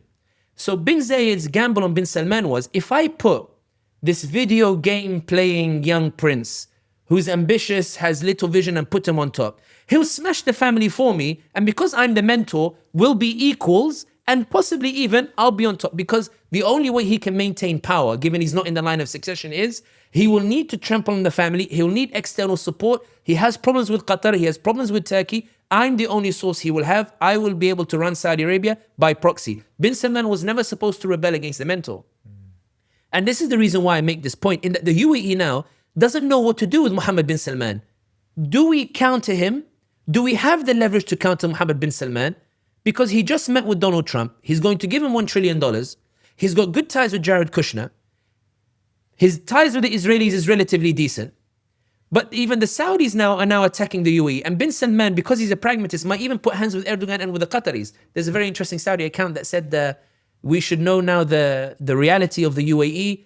And they did a video of bin Zayed hugging Yair Lapid, saying these are their brothers. They almost as if now they're using the normalization as a slur, as opposed to Saudi before, and they said we had to normalize, and this is the future of the region.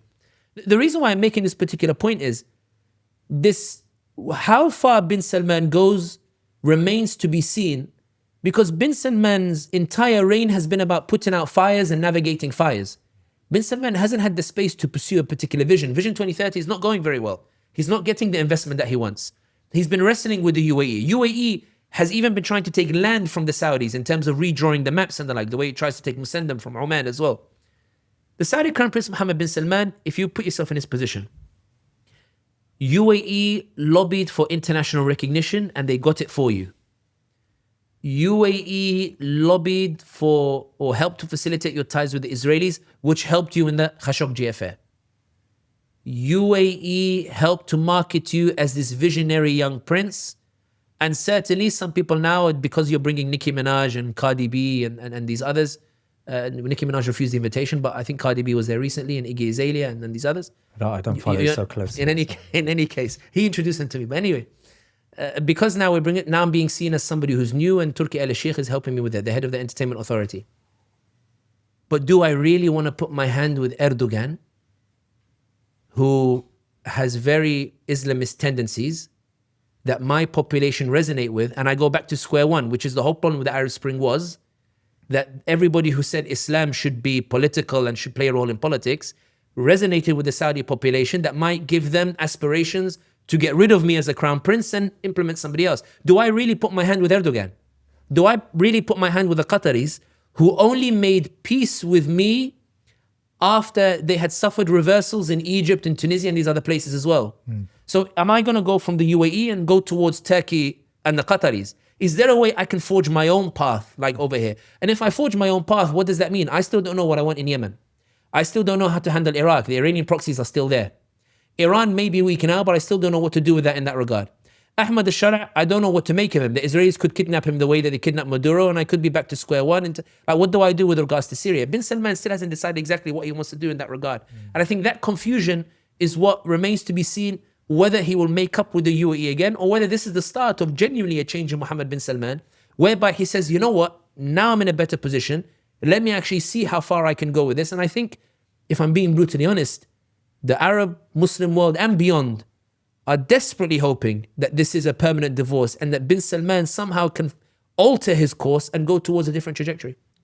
So Sami, I think that's a really important answer. And I want to ask you about Mohammed bin Salman and his motivations here, because of course, Mohammed bin Salman, for a long time, we've referred to him as a pretty malign leader when it comes to the Muslim world in the Middle East. But here we've got Mohammed bin Salman acting against the interests of the UAE in Yemen.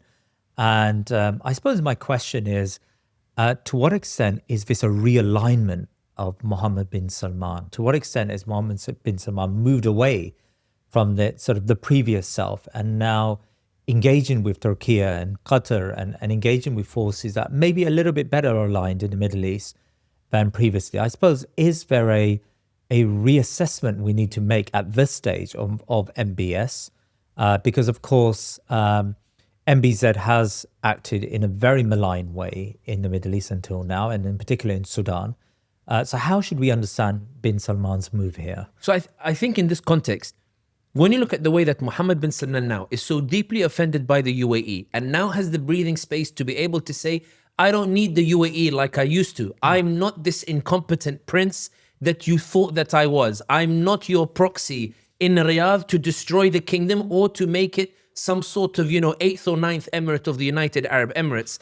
The reality is that bin Zayed doesn't know what to do with a crown prince who's now asserting himself and actually entertaining the idea of going on a trend that is not just different from the UAE, but completely counter to the UAE. Mohammed bin Salman sent his foreign minister on the same day that he bombs the STC, on the same day that he completely decimates UAE's investment in Yemen.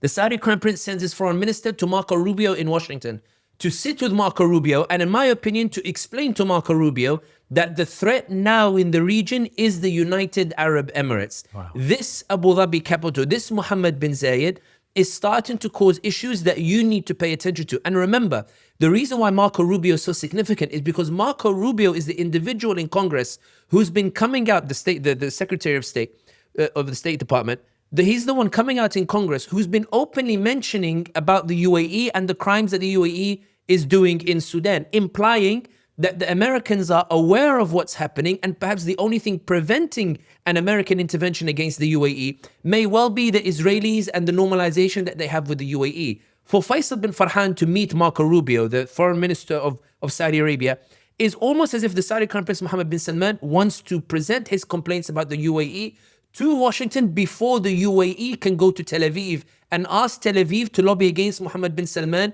in Washington. At the same time, the deputy foreign minister is meeting today with Burhan at the time of our recording, on the same day the Saudis bombing the STC, meeting with Abdel Fattah Burhan, the head of the armed forces of Sudan, the one that the UAE are trying to get rid of by supporting Hemeti, the genocidal militia that's killing in Sudan. As if Saudi is saying, not only is this going to be limited to Yemen, I'm coming after you in Sudan. Right. And now the fear that Haftar will have in Libya is this going to spill over into Libya, whereby Mohammed bin Salman turns around and says, I don't actually have an interest in demolishing the aspirations of the Sudanese and the Libyans.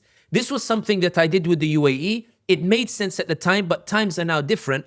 What if I can revamp my image from somebody who was seen as the one who wrought destruction on these different states? What if I, as the only power in the region who can rein in the evil of the UAE, emerge as a regional leader that can bring together Erdogan, bring together the Qataris, and Sisi in Egypt, who is eagerly watching what's happening between Saudi and the UAE? Sisi announced that he received, quote, a fantastic offer from the UAE to invest in the ports in the Suez Canal. UAE wants to take 90% control of the ports in the Suez Canal. It's not content with controlling only Berbera and Aden and DC. It wants to control the Suez as well. Egypt rejected the UAE offer, suggesting that it's watching who's going to win between Saudi Arabia and the UAE. The point is that this incompetent prince, as bin Zayed viewed him in Riyadh, now there is a potential chance he may actually emerge as an independent regional leader, not necessarily in a transformed ideological way with regards to the de-Islamization stuff that we talked about before, but a regional leader who is capable of bringing about a unified stance on some of the particularly heated zones that might actually, with a Trump presidency, actually bring about a resolution to it. The question here is whether bin Salman actually has the vision for it. The question is whether bin Salman is, as bin Zayed imagined him, this incompetent video gaming prince who's just set on ruling this kingdom, winning over the Saudi youth by bringing them parties and the like, or whether bin Salman can actually dream of something bigger, because the reality is bin Salman finds himself in a very interesting situation. Whereas before he was being lambasted as a tyrant, it can safely be said that the overwhelming majority of not only the Arab world, but also the Muslim world and beyond the Muslim, including Europe, where UAE has been bullying European governments to crack down on what it calls Islamist tendencies and the like, by inviting Tommy Robinson to Abu Dhabi, supporting Nigel Farage and these others. These European governments are eagerly anticipating, can bin Salman cut the UAE down to size? Can it clip the UAE's wings? Bin Salman is at a crossroads whereby he could potentially go from being somebody who is derided by the majority in the world to one in which people say, hang on a second, maybe the young prince is actually starting to become a leader.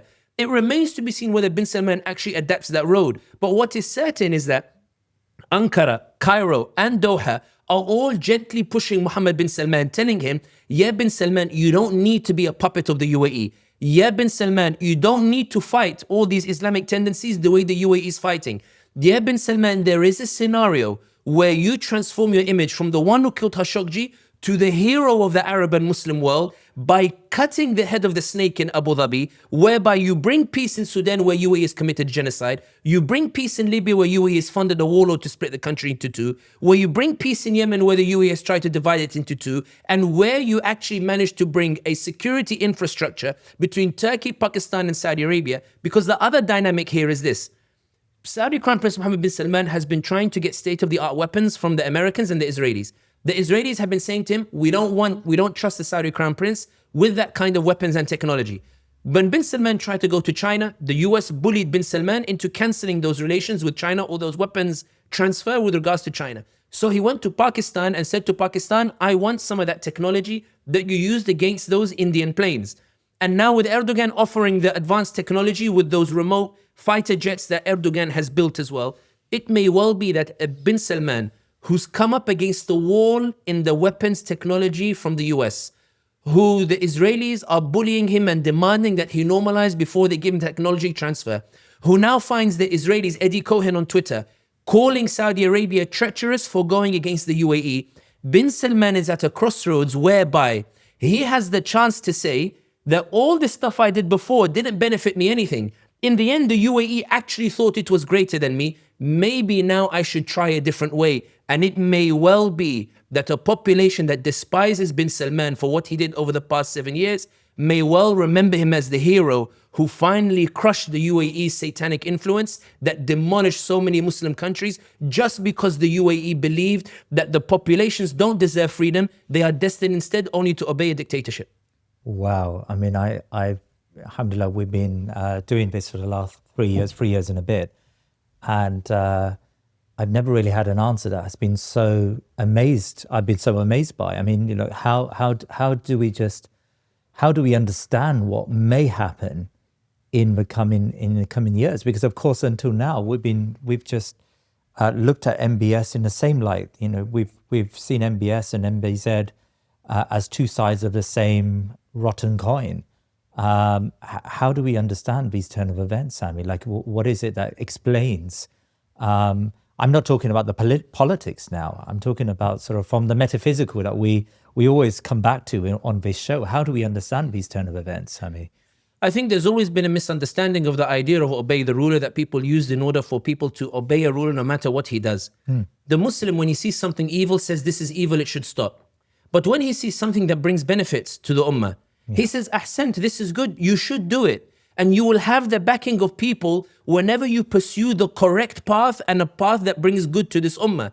The reality is that from this capital of Abu Dhabi, money, millions and billions are spent in order to attack Muslim communities in Europe, to attack Muslim communities in America, to go and tear apart Sudan, to tear apart Libya, to tear apart Somalia, where you have a tribe in the north, the Ishaq tribe of Somaliland, now the UAE encouraging it to go and normalize with the Israelis and to tear those Somali tribes apart. Despite, even though they were still remained in a fragile state, UAE is exacerbating that fragility. The UAE which goes and bullies Kuala Lumpur, the UAE which goes and tries to bully Pakistan and drags Pakistan into a conflict it has no benefit in. Why did the UAE go to Pakistan and say to Asim Munir, go and give weapons to Haftar? What did the Libyan do to the Pakistani regime, whereby Asim Munir comes and gives weapons to Haftar who's using it to go and kill the Libyans and establish a dictatorship run by him and his two sons in Libya? What did the Libyan do for Asim Munir to come and bring Pakistan and involve it into the killing of Muslims at the behest of the UAE? What did any of these Muslim ummah do for Pakistan to be dragged in it? What Pakistan, which used to pride itself on not harming the ummah but being a source of pride for the ummah in terms of trying to advance the ummah's interests. The reality is that when you're looking at what's unfolding, I think that when you see something that is good, you should support it and you should back it. This doesn't mean that bin Salman is not doing stuff that's a madness inside Saudi Arabia. But what if in his security, he no longer sees a threat in Salman al-Auda and has him released? Is that not something you would celebrate? What if now that he feels more secure, he can finally reveal what happened to Sulaiman al-Dawish? Or maybe he releases Awad al-Gharni? Or maybe he releases, they said Muhammad al-Arifi appeared recently, a couple of days ago, a sign that the UAE interpreted as that bin Salman is opening the door to these trends that he used to crush in order to indicate that you've pushed me so far, I'm no longer going to keep these doors closed, I'm going to open them. If bin Salman is going to open those doors and it's going to bring benefit, it's not necessarily that one should support it, even though I think one should support it, but one should not deny the ramifications and repercussions of what that has on the region itself. The reality is that every Muslim dreams of a Turkish-Saudi-Pakistani alliance. Everybody dreams of technology transfer between the Muslim world. Everybody dreams of finances between the Muslim countries, a railway that goes from Ankara all the way to Riyadh or Jeddah or to Medina and these other places, or even to go to Islamabad. I went to Spain for the past 2 weeks and I called my father, told him, Baba, I'm going to Faro in Portugal. He goes, oh, mashallah, it's 2 hours from Sevilla. So on my way back, I called him and he said to me, so how was the border? And I said, there's no border, you literally just cross the bridge. And he went, the European Union. Why should we not encourage things like an open border where you can drive from Istanbul all the way to Jeddah with no border checks? You just drive as one ummah. These are things that if bin Salman said it tomorrow, on what pretext would I come on thinking Muslim and say this is a bad thing? And this is why I say that politics is the science of human relations. The same way that human beings, their feelings fluctuate, the same way sentiments fluctuate, the same way worldviews change as well, such is the case with states as well. I'm not saying that bin Salman has had an epiphany. I'm saying that what bin Salman has done in Yemen against the UAE, Yemenis are celebrating, even those who don't like bin Salman. That what bin Salman has done to a 10-year UAE project in the space of 5 days is being celebrated by people who criticize bin Salman for what he does inside Saudi Arabia, indicating that it's not a hatred of bin Salman himself. It's a hatred of what is evil, and if he does good, he will be supported in it. And that's why the question that everybody is asking now, even in Ankara, in Sudan, in Khartoum, in Madani, in Trablus, in these other places is, Ya Muhammad bin Salman, you've given us a reprieve by punching UAE in the nose. Ya bin Salman, kammel, go finish it, Ya bin Salman. These guys slaughtered us, Ya bin Salman. These guys massacred us, Ya bin Salman. These guys gave weapons and massacred us, and no one could do anything about it. And here comes bin Salman to punch them in the nose. People are saying, Ya bin Salman, is this something new? And they're hoping that it's something new. It's not to say that bin Salman has become good. Rather, it's to show that the dynamics have changed. And I think it will bring benefit to the ummah if the UAE is isolated and disciplined and restrained and told that your alliances with Israel and the far right to destroy Muslim communities is not the way that it should be. And the reality is now in Yemen, Saudi Arabia and Oman have far more influence in terms of influencing Yemen now that Saudi Arabia has pushed the UAE out. Turkey and Saudi Arabia in Syria have the potential to save that country from falling apart and to rebuild it and make it into a powerhouse. Qatar and Saudi Arabia have the ability to protect that Gulf region from external influences and to use their lobbying and financial power for the good of this ummah. The question that you're posing when you say it amazes me, it only amazes somebody who believes that politics never changes, who believes the human condition can never change, who believes that man was born with an original sin and Tawbah never exists. I'm not saying bin Salman is interested in Tawbah. I'm saying that when somebody does evil, ibadallah, say it is evil. But when he does something that is good, don't begrudge saying this is actually very good. And I think what bin Salman has done here is a brilliant strategic maneuver whereby he has demonstrated that the billions that UAE spent can disappear with the stroke of a hand of the Saudi Crown Prince Mohammed bin Salman, showing that what the UAE is building is a spider's web, and what we need is leaders to stand up against that evil. The question is, how do you encourage bin Salman to keep doing it? So let's move on to Somaliland. Israel recognized, first country in the world to recognize Somaliland after decades of acting as, in effect, a pseudo-state. What lay behind this announcement by Israel? I think it's important that when anybody opens up a map of the ports in the Red Sea region and the Bab al-Mandab Strait, you will find that the UAE has invested heavily in the Berbera port in what is considered Somaliland, invested heavily in Djibouti, invested heavily in Aden, essentially controlling that strait. And historically, 1500s, 1400s, 1600s, Portuguese and the Ottomans and all these other empires, they fought bloody wars across the world, including in India and the like, for control of those shipping routes that go through it. The UAE is becoming the main economic dominant power in that particular region. But the UAE is aware that at any moment, Saudi Arabia or some of these bigger powers can undo a lot of that influence. And so they've been trying to secure some sort of insulation from any possibility of a breakdown in relationship with Saudi Arabia that might ruin the UAE's project in the Red Sea. Bin Zayed's conclusion is the best insulation you can get is normalization of ties with the Israelis, because according to Bin Zayed and in the words of the former Qatari Prime Minister Hamad bin Jassim, Israel or Tel Aviv is the key to Congress and the White House. If you win Tel Aviv, you win the White House and Congress, and you win that impunity. And the reality is that the UAE has enjoyed that impunity since its normalized ties. In the midst of these tensions that are emerging with Saudi Arabia, even before Yemen, there were tensions emerging with regards to drawing the maps of the borders. UAE is claiming territory that's currently under Saudi control. Saudi launched a complaint to the United Nations and the case is ongoing over there. The UAE always felt that there was a possibility bin Salman might lash out. Let me threaten him with the Israelis. In order to secure Somaliland's willingness to support, the UAE and Israel offered normalization of ties with Somaliland and recognition of Somaliland. UAE technically is already, it has a base in Hargeisa and it's been investing in Somaliland for many years now, much to the chagrin of Somalia itself. UAE believe that Somalia and Mogadishu is closer to Turkey and therefore it's investing in Somaliland, or it's wrestling with Turkey and Somalia. In any case, Somaliland denies that the recognition from Israel is dependent upon taking in the Palestinians. But it's hard to imagine Israel offering recognition to Somaliland without anything in return. Israel is trying to find any state that's willing to take in the Palestinians, and the reports suggest that Somaliland agreed to take in 1.5 million Palestinians. The tragedy of the situation is that the reason Somaliland was able to secure that recognition from the Israelis is because of an environment whereby the fabric of society between the Somali tribes has been so broken as a result of decades of oppression and infighting that Israel and UAE were able to capitalize on that particular tribalism. Because it's important to remember that those who inhabit the current territory of Somaliland, which historically was the Adalite Kingdom, which used to be supported by the Ottoman Empire, which actually almost conquered Ethiopia. And then the Portuguese supported Ethiopia and they managed to push the Adalites back into what's the modern day area of Somaliland.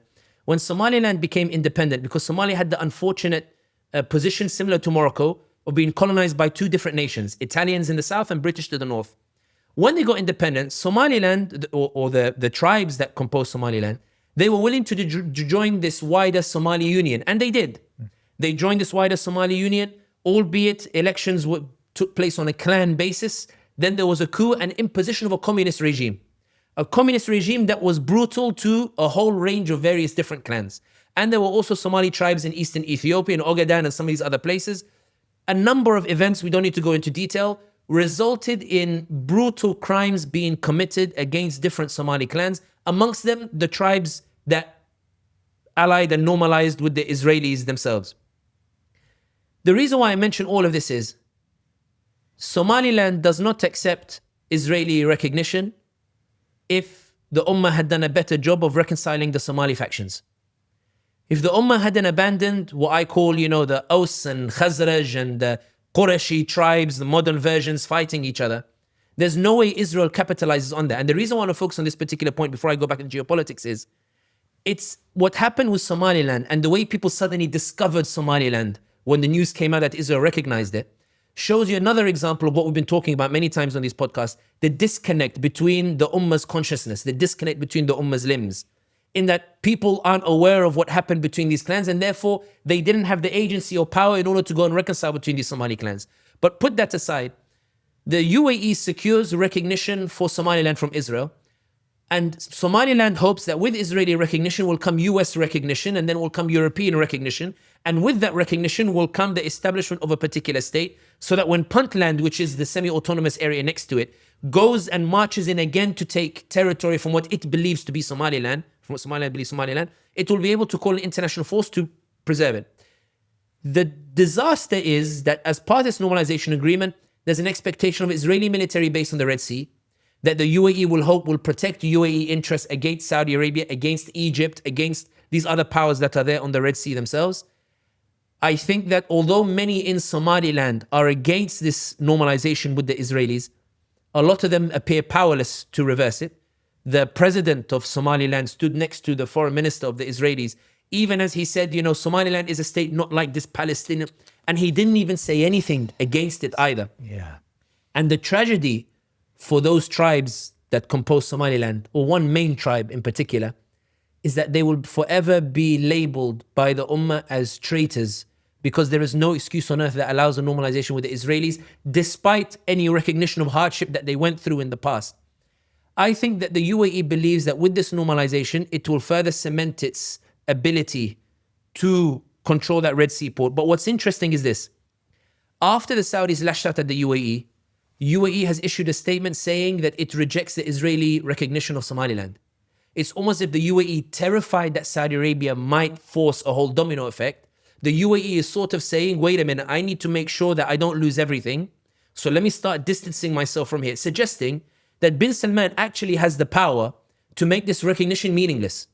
Bin Salman has the power, if his forces enter Aden, and he's able to take a greater role in what happens in Somalia, alongside Erdogan. This is the point about this Erdogan-bin Salman alliance. Erdogan already with significant influence in Somalia itself. These two have the potential to completely redraw those maps. And if they have a particular vision, they can actually reconcile between the Somali tribes in a way that will make Somaliland's recognition of Israel irrelevant, because they might be able to push for a unity between Somaliland and Somalia, given that they were united once upon a time before Zayed, Barri and these others came with the communist regime and essentially caused havoc between these particular clans. I think it's a tragedy, but I don't think that it's set firmly in place, because no other nation has recognized Somaliland immediately after Israel has recognized. Donald Trump hasn't recognized Somaliland. The one final thing I will mention here is, because I know that you have a guest lined up to talk about Somaliland, I don't want to take it away from him to explain into more detail, is that the recognition of Somaliland puts into context the sudden attack on Somalis in Minnesota. That in order to secure recognition from the Israelis, that president of Somaliland threw the Somalians in Minnesota under the bus, that president allowed the UAE and Israel to lobby for a fierce media campaign that has put the lives in upheaval of those Somalian brothers and sisters in Minnesota for the sake of securing some short-term gain. And the worst part is that Somaliland is not even getting recognition as an independent state. Somaliland is getting recognition as a transit worker for the UAE and Israel in those ports. It's essentially saying, you can use my land to use your military bases and to use my ports. It's not gaining independence, it's giving that independence away. And the biggest challenge here is this now. Somaliland will be supported now by Ethiopia, by Israel, and by the UAE. Ethiopia is landlocked. Ethiopia is already using the port of Berbera in order to access the Red Sea, because the UAE has facilitated the agreement between Ethiopia and Somaliland, despite the tensions and wars that have taken place in the past. The only solution to this, in my opinion, is that Saudi Arabia and Turkey get involved, reconcile between the Somali parties before it gets out of hand, because once Israel has its military base in that Red Sea region, the UAE tried to set it up in Socotra, but now Socotra, the Saudis have taken over it. It seems that the UAE Socotra flights are no longer taking place. Now it's Socotra to Saudi Arabia. Saudi seems to have taken control of it. If Israel establishes that base on Somaliland, it will be very difficult to convince the Americans to reverse it. A quick question on Syria. We spent a lot of time in the summer in Kuala Lumpur actually talking about Syria, and you argued a very pragmatic argument that what else can the Syrian government do? Its back is against a wall, and it's currently in a very difficult situation. So it has to make some peace with its neighbors in order to survive. But of course, there have been some slightly disturbing or very disturbing things that I want you to comment on. In particular, there was a conversation or a story about a US brokered intelligence sharing agreement with the Israelis, or at least that's how it was touted, between the Syrian government and the Israelis. And secondly, the arrest of the human rights activist Bilal Abdul-Karim. As far as I know, until now, he's disappeared, and he's a brave man, and no one knows where he's being held. Just comment on those two things, please. I think firstly, it's important to note that the Israelis are unhappy with this coordination agreement with Damascus. Because what the US has been trying to broker is a cessation of hostilities in the south of Syria. The Israelis want to take Suwayda or establish an autonomous region in Suwayda because they don't trust Ahmad al-Shara in Damascus, and they don't trust the Damascus government. As part of an agreement, a peace deal agreement, Ahmad al-Shara and the Turks have been saying to the Americans that, look, we don't want any beef with the Israelis. And Ahmad al-Shara has been arguing, they're not even my priority. My priority is handling the separatist Kurds in northeast Syria. My priority is rebuilding Damascus, Aleppo, Deir ez-Zor, and these other places. My priority is to try to get the value of the currency up again. My priority is to get Bashar al-Assad's face off the currency and introduce a new currency. My priority is to try to keep this place united, given that the Iranians are trying to fund proxies in order to divide the state once more. My priority is to actually build an army and actually build the state in the first place. I don't even have the power to go after the Israelis. The Israelis are saying, all of these reasons are why we need to attack Syria now, before they have the power in order to establish themselves.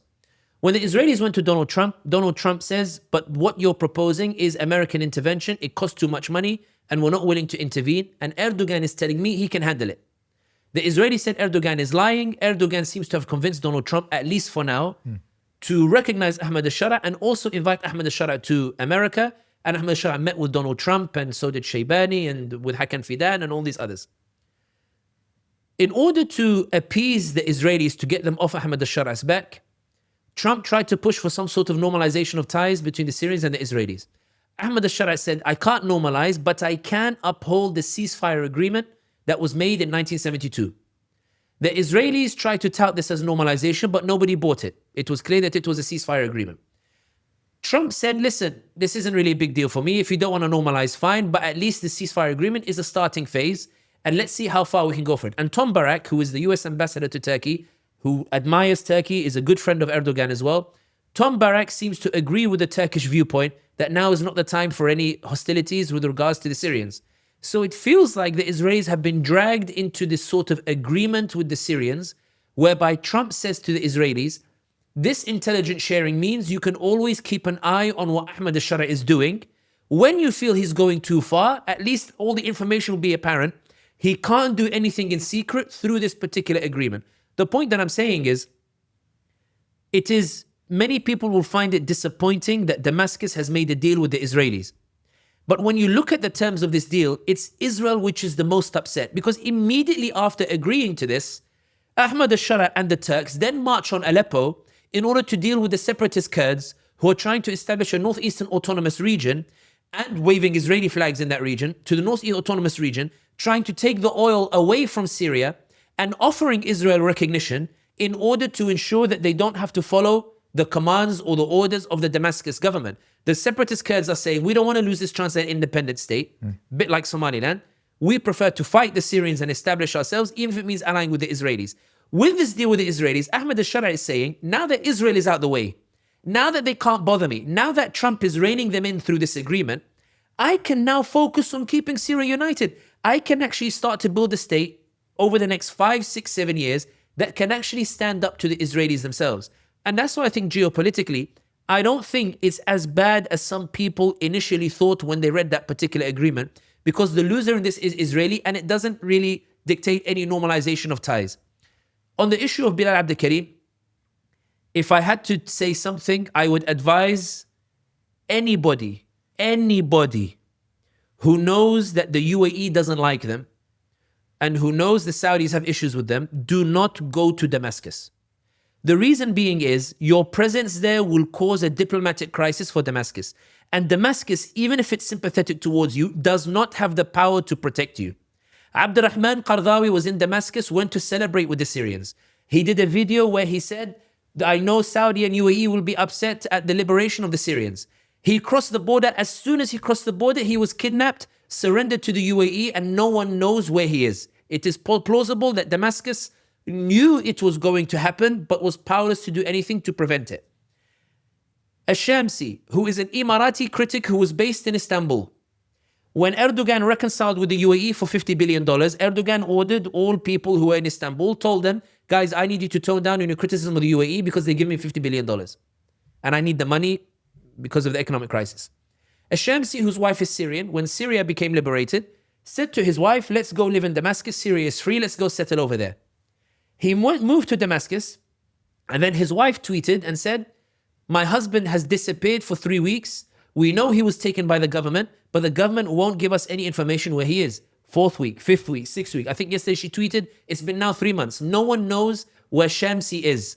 And when you ask some officials in Damascus government, there's sort of, this is a very difficult thing for us. Indicating that because of their situation, Damascus believes it needs to appease UAE and Saudi. So anybody who has a problem with these two governments, Damascus does not have the power to protect you. Damascus will not protect you. And if they are asked to hand you over, it is more likely they will hand you over, even if it's begrudgingly, because they will not jeopardize the potential money that comes in to invest in the economy for the sake of Abdurrahman Qardawi or for the sake of Ash-Shamsi. With Bilal Abdul Karim, I think the situation is slightly different. Bilal Abdul Karim famously complained about the torture that took place in prisons when Ahmed al-Shara was ruling in Idlib. Did a famous video, and he himself, did a video where he described what had happened to him in those particular prisons. But he still supported the Syrian revolution, and he stuck with it, and he went with them to Damascus. He was a reporter. Bilal Abdul Karim, who had his citizenship stripped as an American and was also put on a kill list by Obama administration, there was a sense by those who came in from the outside who'd been violated by their governments, like Tawqir and these others who had their citizenship removed, that as a result of having supported the Syrian revolution, they would get at least Syrian citizenship as sort of a gesture, and therefore they wouldn't be stateless, they'd actually have a citizenship.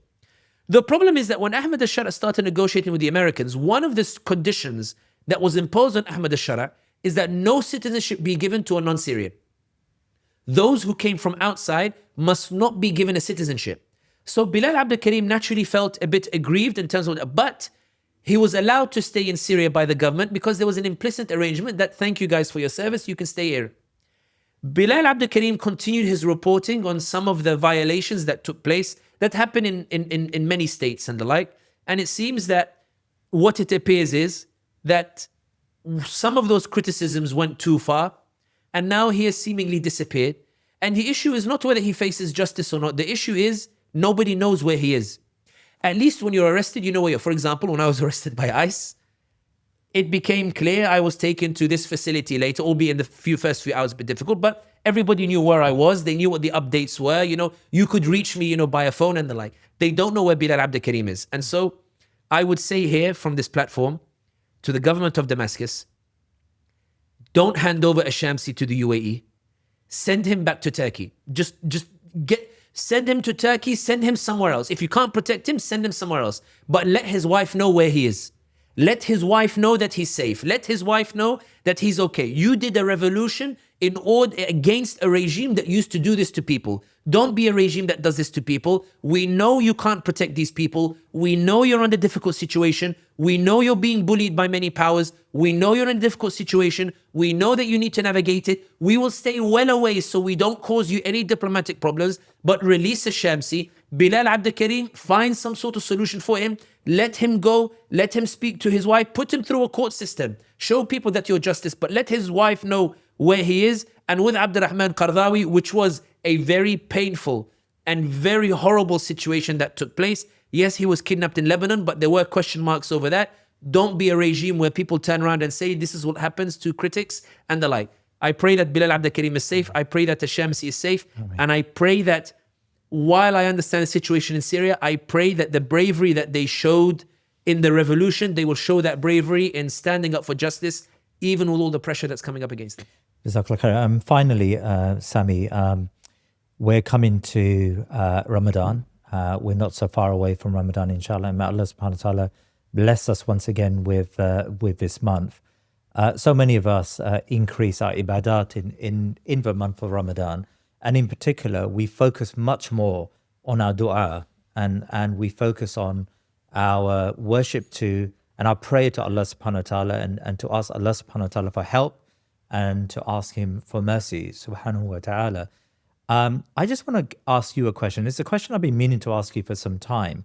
How should we, with all of what you've said today, with the rulers who have gone one way and then maybe their recovery, with the fate and the complexities of the Muslim Ummah, with Gaza still looming after 2.5 years nearly, Gaza still remains a burning sore in our soul as Muslims. With all of what is happening, how should we as Muslims construct our dua in this month to maximize the possibility that Allah subhanahu wa ta'ala answers our dua and recovers the state of the Muslim Ummah?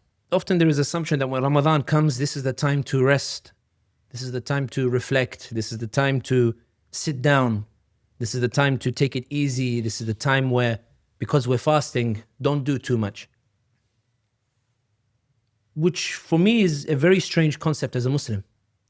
Because the Quran, the revelation, first revelation that told the Prophet ﷺ to move and go and convey the message, go and tell people about Islam, that revelation came during Ramadan. He wasn't told to rest during this month and wait 30 days before you go out and convey. He was told during Ramadan, get up and go and convey the message. اقرأ باسم ربك الذي خلق. Read about what I'm about to reveal to you and go out and go and mobilize. Go and tell people about Allah. Go and tell people you're the messenger. Go and tell people that they need to stop injustice. Go and tell people they need to stop the oppression. Go and tell people they need to stop burying their daughters alive. Go and tell people they need to stop cheating each other. This was done in the month of Ramadan.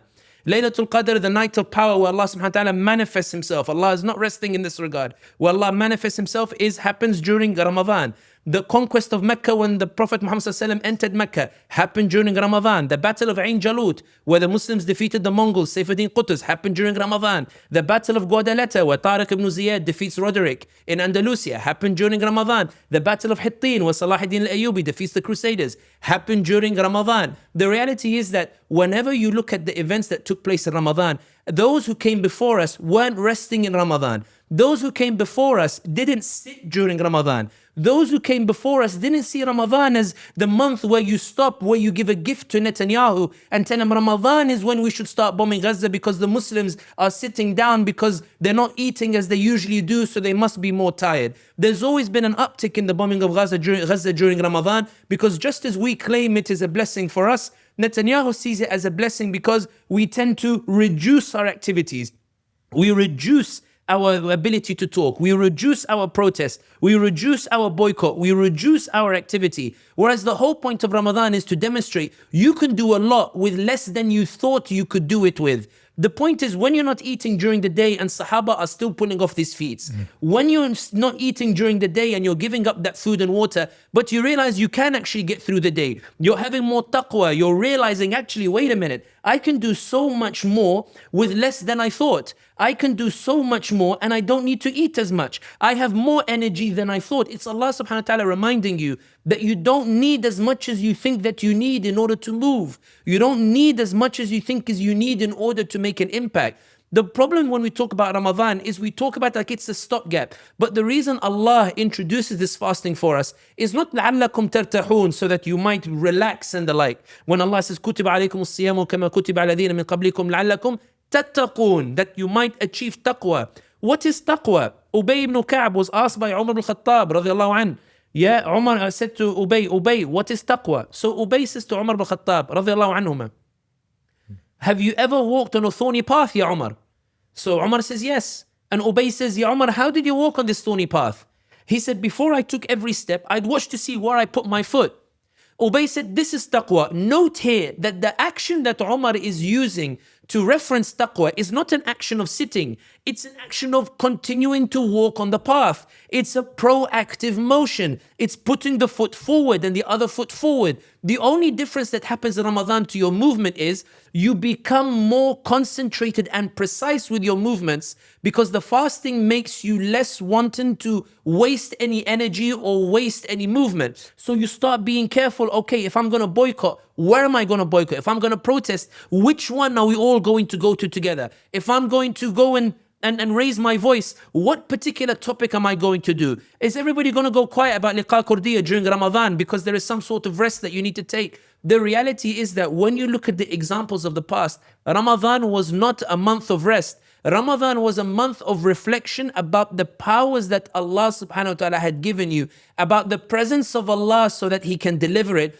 about the power of Allah, how He brought these victories in spite of the people fasting, suggesting the fasting attributed more taqwa, which allowed Allah to deliver those victories. Ramadan is a moment of reflection, not rest. It's a month of reset, not rest. It's not a month where you sit down, it's a month where you move. What I am terrified of with this Ramadan that's coming up is that everybody thinks it's like a pit stop in a Formula One race where you go and relax and you park your car and you say to yourself, I'm having a pit stop, it's Ramadan. It's where, for example, you've been running and running for justice, causing a headache for the Zionists in America, breaking their monopoly over the narrative. Thousands of Americans now changing their minds, thousands of Brits changing their minds, thousands of French change their minds. But when you're really making an impact and everybody is seeing it, there is a reduction in content because everybody is resting, because everybody says, no, I need to reflect now. These dunya affairs are not what I need to focus on during Ramadan. Ya ibadallah, Allah does not come down on this earth 1 month during the year.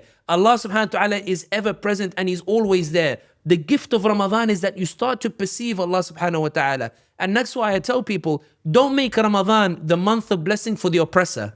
Don't make Ramadan the month of blessing for the wrongdoers. Don't make Ramadan the month of blessing for those who are slaughtering in Gaza, because suddenly Netanyahu feels like nobody's going to talk about Gaza anymore. Ibadallah, we keep moving during Ramadan. If the Prophet Muhammad tells you Badr is during Ramadan, we get up and we go. If Salahuddin Ayyubi tells you we're going to Jerusalem in Ramadan, we go. If the Quran comes down during Ramadan, Allah tells you go, we go. That's what Ramadan is. It's a reminder of the message to go. Think about it, Jalal. During Ramadan, we say we need to finish the Quran. It's not the Quran that you need to finish. It's the reconnection with the Quran. You're not finishing the Quran. You are opening the Quran and letting it speak to you. When it says to you, Ya ayyuhal muddathir qum fa'anzir. Oh, you who are covered at home. You who are covered with a blanket. You who are covered and sitting. It's talking to the Prophet ﷺ, but it's talking to you. Oh, you who are covered. Don't read it, qum fa'anzir. Oh, mashallah. Allah says, stand and convey. Allah means read the Quran. When Allah speaks to you in it, qum fa'andar, then qum fa'andar, get up and say something. As soon as you read the ayah, get up and say something. When Allah subhanahu wa ta'ala, when you get to the page where Allah says, وَمَنْ أَرَادَ الْآخِرَةَ وَسَعَى لَهَا سَعْيًا وَهُوَ مُؤْمِنٌ فَأُولَٰئِكَ كَانَ سَعْيُهُمْ مَشْكُورًا. Those who strive for the sake of Allah and they strive believing in the promise of Allah, Allah says their striving is rewarded. Don't just zoom past it like you've just read an ayah. The Quran is speaking to you. Allah has given you a chance to read it. Get up and strive. Pause on that ayah. Get up and say, what can I strive in? That's the point of reading Quran during Ramadan. It's not for you to finish it. It's for you to speak with it. It's not for you to finish it. It's for you to reconnect with it. It's not for you to finish it. It's for you to remind yourself that there are commands that Allah gave you in the Quran, so you keep going. What are you going to be reading the Quran during Ramadan? You're going to read the story of Yusuf alayhi salam, not as a story that is a kumbaya story. You're going to be reading Surah Yusuf and you're going to see that he's betrayed by 11 Arab states, betrayed by 11 brothers, and that he's thrown in a well and he's abandoned by them. And the nicest of those Arabs, the nicest of those brothers says, let's not kill him, let's just throw him in a well. And you will read how Yusuf alayhi salam is thrown in the well. And you're going to read how he's pulled out of the well, but sold into slavery. And then you're going to read how in slavery, he's put in a position where he's told, commit a major sin or go to prison. And he says, if this is the choice between a rock and a hard place, khalas, I'll go to the prison. And he goes to prison and he stays there many years and he's forgot. That's what the Quran is not telling you. This is what happened to Yusuf. The Quran is telling you, Ya ibadallah, do you not see the parallel in your life? How we go from genocide to Gaza phase 1 to Gaza phase 2 to Arab states, not this, to being put in prison over some international peace board and the like, until you get to the ending of it. Allah says, read on, it's Ramadan. Read on, it's Ramadan. See what happens. And you start reading and Yusuf alayhi salam comes out Al-Aziz, and all of the Arabs, all of the brothers are standing before him and they are asking him to forgive them for the way that they abandoned. Read it. When you get to Surah Nuh alayhi salam, don't just read it and say, yeah, tick, I read Surah Nuh. Talk to the Quran, let it speak to you. When Nuh alayhi salam says, Rabbi inni da'awtu qawmi layla wa nahara, falam yazidhum du'ai illa firara. Hear Nuh when he says it and see the resonance with those who are saying it around you. When you read it, don't read it like you are reading it like some sort of text. And you're like, okay, I'm ticking it. Read it and say, hang on a second, Ya Nuh, this is how I feel. Allahumma, this is how I feel. And go through it as you realize you are like Nuh alayhi salam.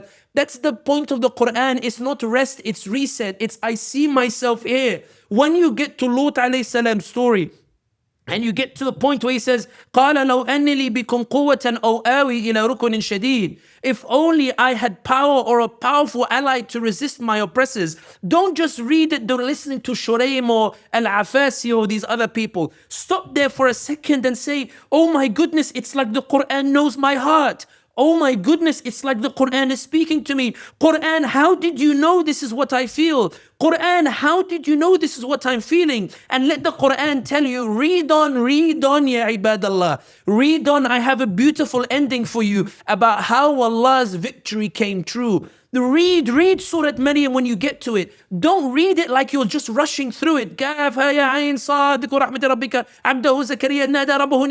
No, stop. Listen to Zakaria. إِذْ نَادَى رَبَّهُ نِدَاءً خَفِيًّا. He called on Allah, نِدَاءً خَفِيًّا. It's almost saying to Allah subhanahu wa ta'ala, Ya Rabbi, Rabbi inni wahana al-'azmu minni, washta'ala al-ra'su shayba. Allahumma, my bones have become old and my hair has become white. وَلَمْ أَكُنْ بِدُعَائِكَ رَبِّكَ شَقِيًّا. And Allahumma, I only have my dua for you. You asked about dua. I only have the dua that I can call you on.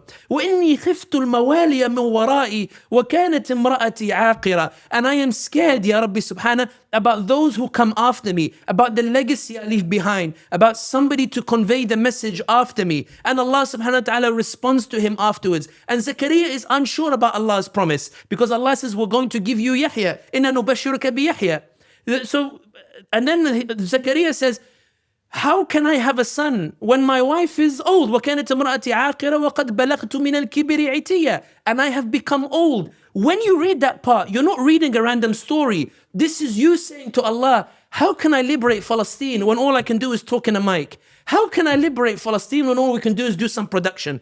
How can I liberate Palestine when all I have is this? How can I liberate Sudan when all I can do is this?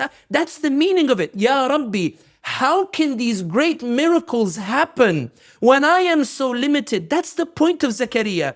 How can I achieve these great miracles that you promise, Ya Rabb, when I am an old man with bones and my wife is old? What does Allah respond? قَالَ كَذَلِكَ قَالَ رَبُّكَ هُوَ عَلَيَّ هَيٍّ وَلِنَجْعَلَهُ آيَةً لِلنَّاسِ وَرَحْمَةً مِنَّا وَقَدْ خَلَقْتُكَ وَلَمْ تَكُ شَيْئًا. That we created and you are nothing. Allah says, هُوَ عَلَيَّ هَيٍّ, that it is easy for me. وَقَدْ خَلَقْتُكَ وَلَمْ تَكُ شَيْئًا. And did we not create you when you are nothing? See how Allah says it to Zakaria and how He says it to Maryam alayhi salam later when she says, how can I have a son? These aren't random stories, Ya Jalal.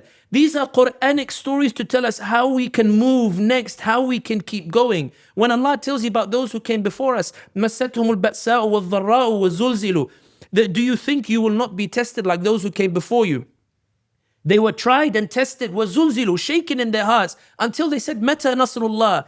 The Quran is saying to you, Ya Jalal, you know people before you said it as well. Ya Asya, people before you said it as well. Ya Jerry, people before you said it as well. Ya Sami, people before you said it as well. They said all these things, read it. You're supposed to stop and say, oh my goodness, this is exactly what I'm reading from the naysayers on Twitter. This is exactly what I'm reading the people are saying on Instagram. It's like this Quran has an answer. It's like this Quran knows what to do. It's like this Quran knows how things are going to pan out. It's like this Quran, this magnificent story just repeats itself over and over again. Everybody says, set your goals for Ramadan. I'm going to finish the Quran. Why finish the Quran? Speak to the Quran and let it speak to you in its own way. Let the ayah resonate with you in its own way. Let Allah speak to you in this book, for the Quran was a miracle. Why? The Quran was a miracle because Allah removed an intermediary and Allah put His words in a book to speak to you directly. Allah said to you, وَإِن تُعُدُّوا نِعْمَةَ اللَّهِ لَا تُحْصُوهَا. If you were to count the blessings of Allah, you would never finish counting them. The point of Ramadan is not to rest. The point of Ramadan is to remind you we're stronger than we believe we are. We're stronger than we think we are. We're stronger than we give ourselves credit for, because our Lord is Allah subhanahu wa ta'ala.